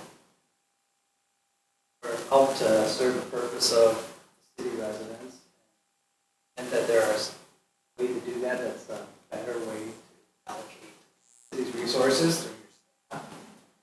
That's got to happen at the council level. Well, then how about the time that we were contacted by a person from Goodhue County asking specific information? This person's not even a taxpayer. I understand they have the right to request, but how much do you You'll have to do? respond. There is a very high threshold of what is, the city doesn't get to decide whether it's relevant. Plus, you have an obligation. Doesn't matter where they're at. That's right. If the person. Maybe in Russia, it doesn't. Right, exactly.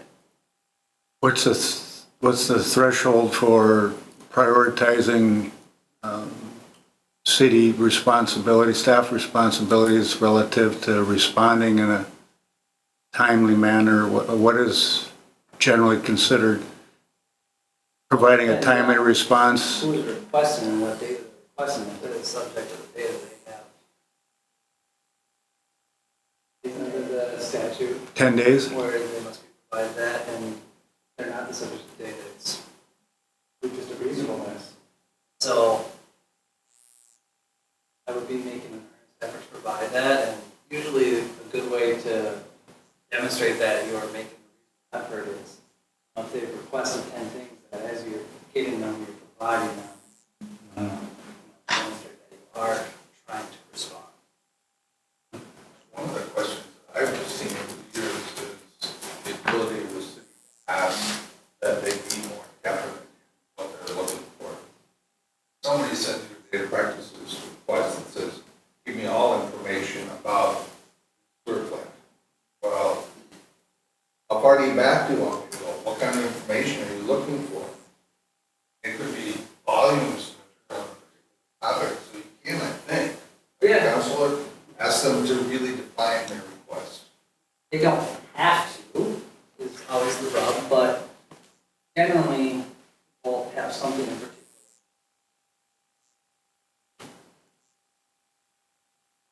Right, and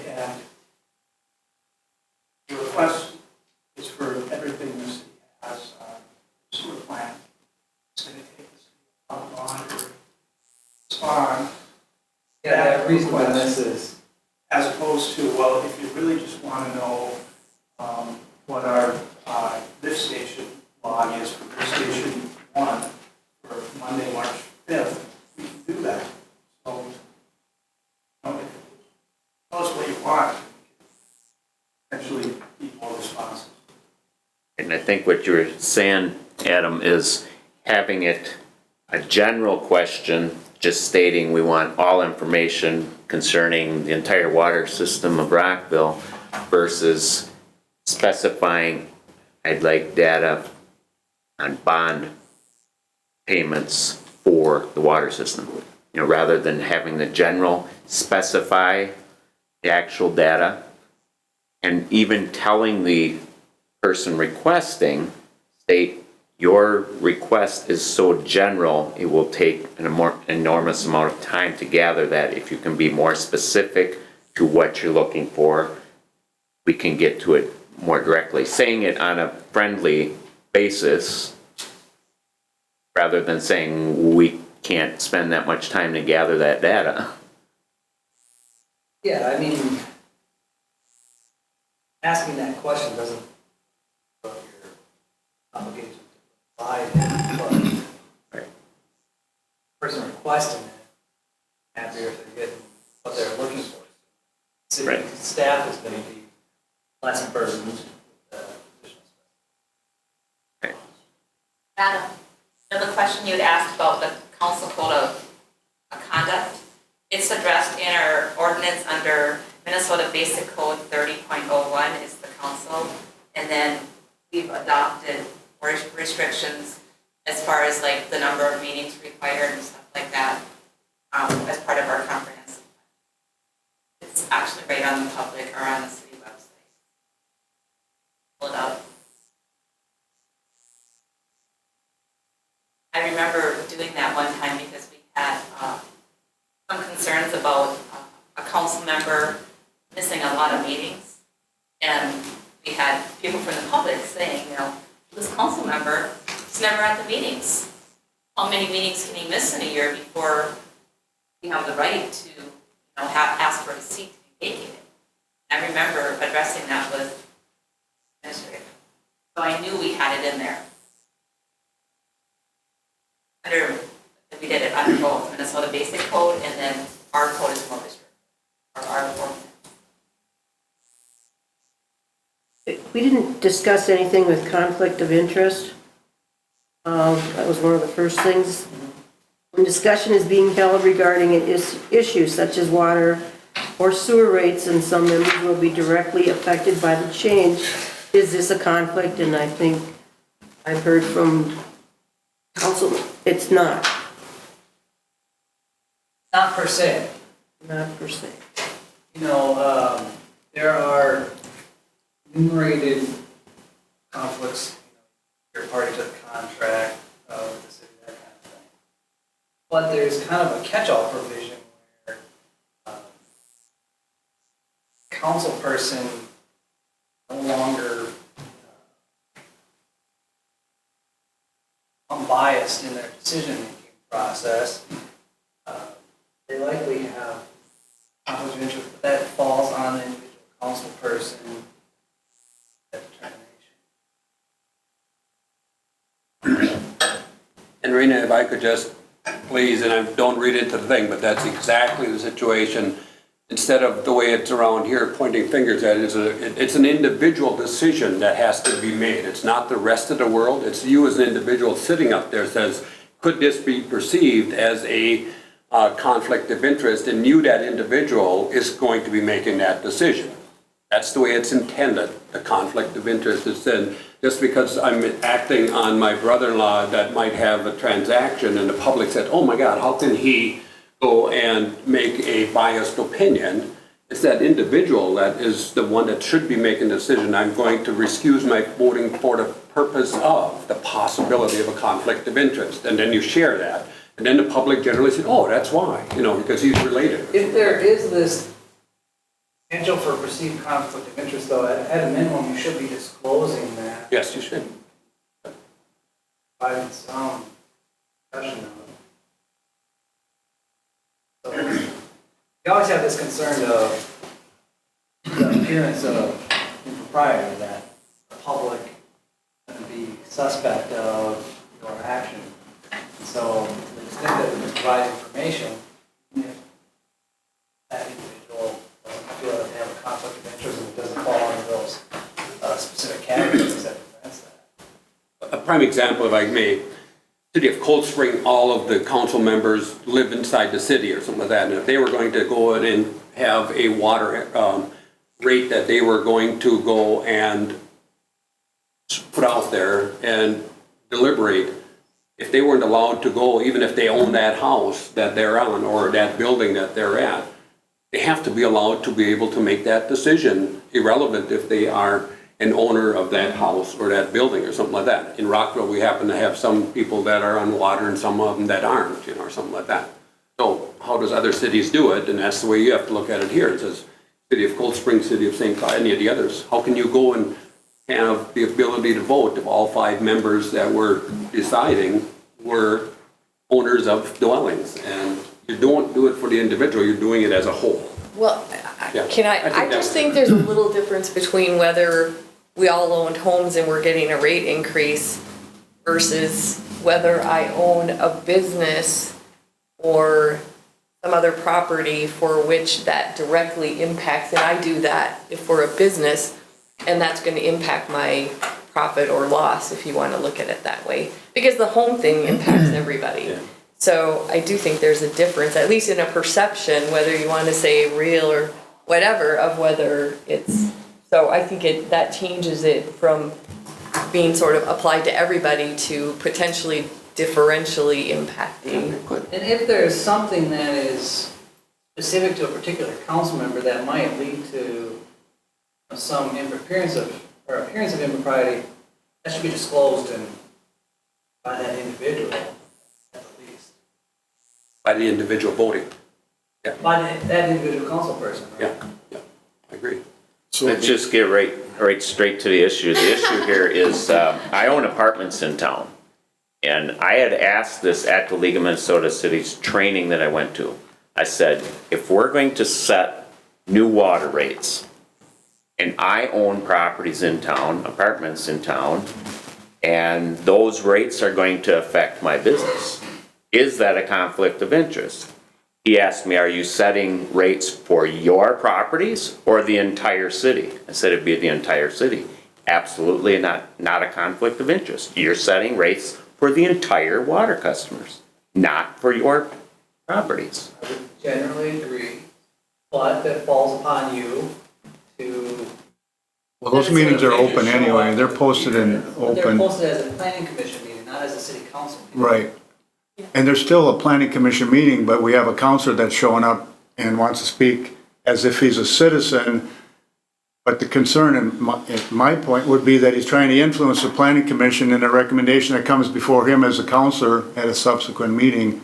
And if I was a planning commission member, I would feel uncomfortable having another counselor show up and try to influence what I'm going to recommend to the council, where the council's going to have another strike at it again later. Frankly, I also think it gets to confusion among the citizens because you can say, oh, I'm saying this as like I'm a citizen, but people know you're a council member. And so you've given your opinion. It doesn't matter what hat you say you're wearing, you are a council person. They have, do any other cities that you guys know of, do they recommend that your commission members not be council members? And you just have council members there as a liaison to refer, but you specifically cannot have council members? Well, that is what we have. That's what we We just have a council liaison to planning commission. But we do have where we've had at other committee meetings, more than 2 council members show up, like at a human resource committee or something. So. And this is where some of that discussion at council level about bylaws, to the extent that a council member knows they're gonna show up at a meeting, there's already 2 council members that they should be in advance contacting an administrator so that you can, that you're compliant with open meeting law. And I'm telling you, I'm always gonna give you the very conservative advice to post it. Question on, meetings posted, but it did not meet the posting requirements. Let's say it didn't have the location of the meeting. The meeting takes place, a violation is filed, complaint is filed, who is then liable for that violation? Everybody at the meeting, or only who posted the meeting incorrectly?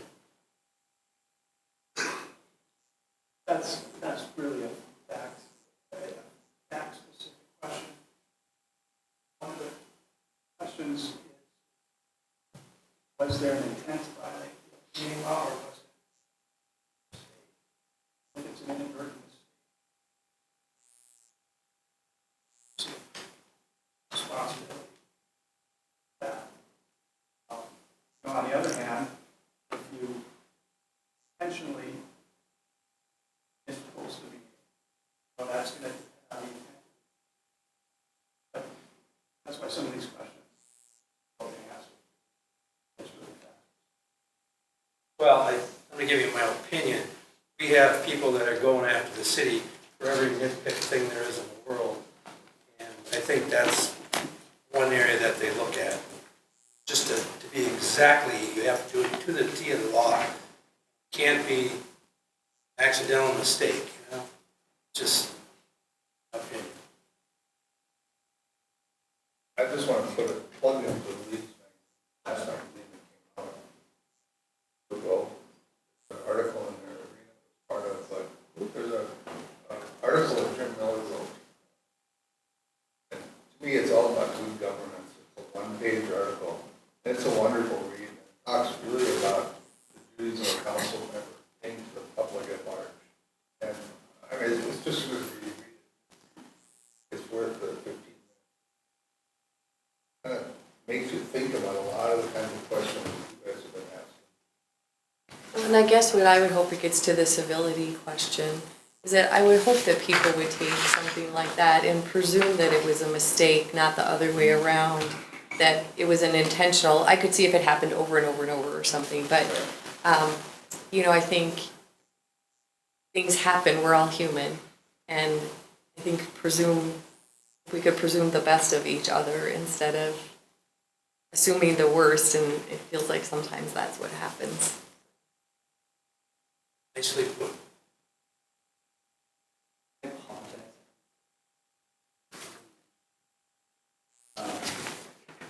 Adam, in your defense, and I've been doing this I've been very actively involved in the city for 10 years, and when we were first meeting 10 years ago when I started this, you know, we had a city attorney that was present at every council meeting, at every planning commission meeting. And the city attorney was very well briefed on the policy of the city and what was going on. I understand that the council took actions to try to cut some of the city costs. I understand and I support that. But in turn, what we need to do is we need to support city staff who, and then, in turn of all of this happening over the last, 5 to 10 years, have taken on additional duties and are trying to kind of make up for not having that resource that they were used to having. So I think instead of being a council and a planning commission and all these departments that like to just blame one another for mistakes, I think that we're doing our city a disservice by putting everybody down.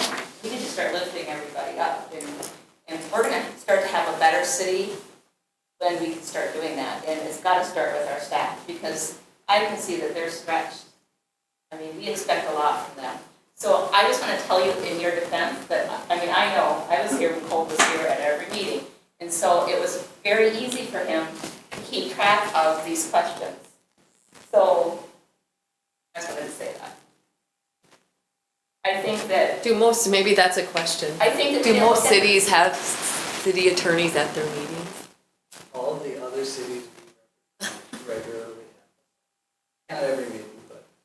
And I can tell you, I go to city meetings in St. Augusta, I've gone to city meetings in Cold Spring, and they always have the city attorney present to bounce questions and act as a resource. I think that that's something that our city didn't probably really think about in great detail when we made that decision.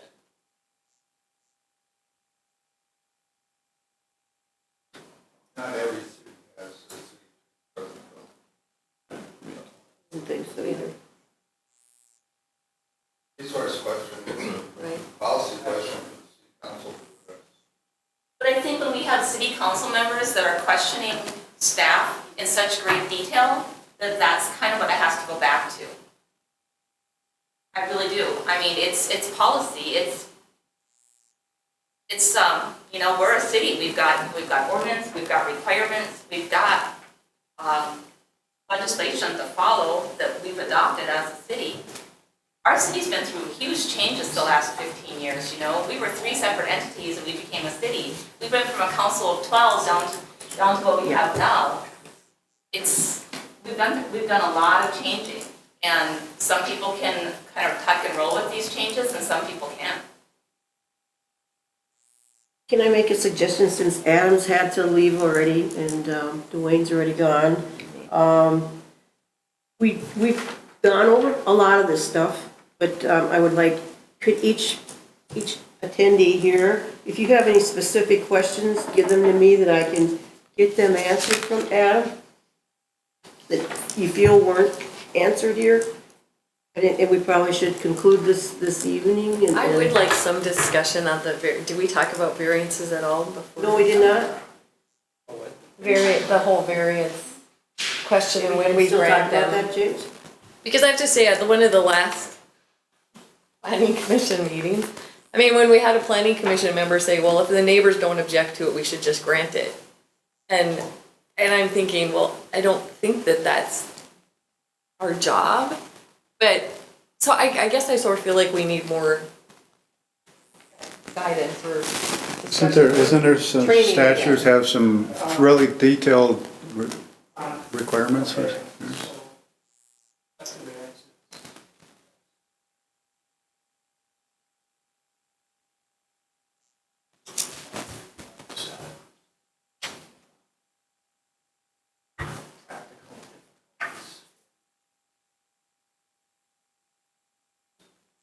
That's the standard. Different standard that the city. Okay. That's the standard that you have to apply. I think the related question about granting variances all the time.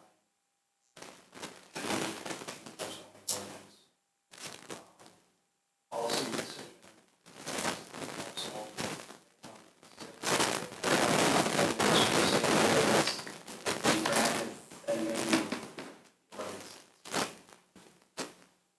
That's not related to the standard, that's related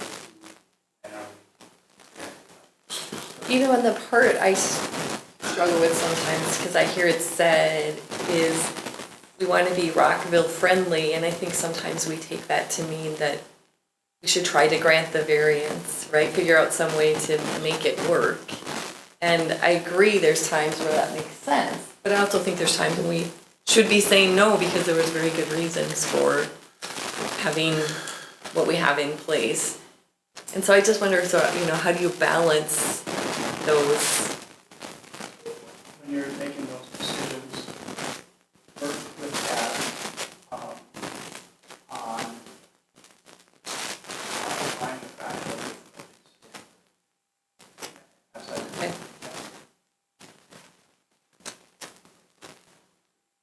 you weigh 3 elements under that standard.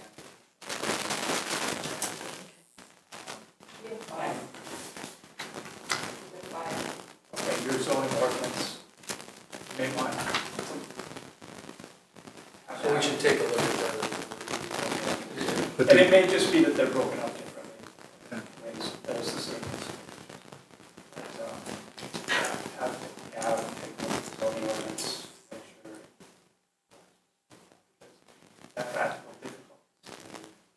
Some change just a couple of years ago. Okay. Supreme Court decision. Okay.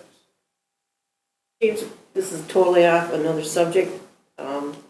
Recently, the city was notified, you have to remember, we're a pretty large city land-wise, and when the city consolidated, each area had its own little problems. We learned a culvert that's plugged on a Chapel Hill Road, which part of the road is dedicated to the city, part of it isn't. This culvert goes underneath this road and it's down about 12 to 15 feet, and it supposedly drains a pond that goes into another pond and then eventually goes out to Sauk River. Is that a liability for us if that thing's plugged? We didn't even know nobody knows about this culvert. Okay, so there's a lot of things I don't know So I'm not gonna answer that specific question. But the liability, is it a city liability? I can say I defended a city that was sued because had a drainage pond over its banks and flooded some basements. The property owners claimed that the reason was property. So How did that result? city won. City,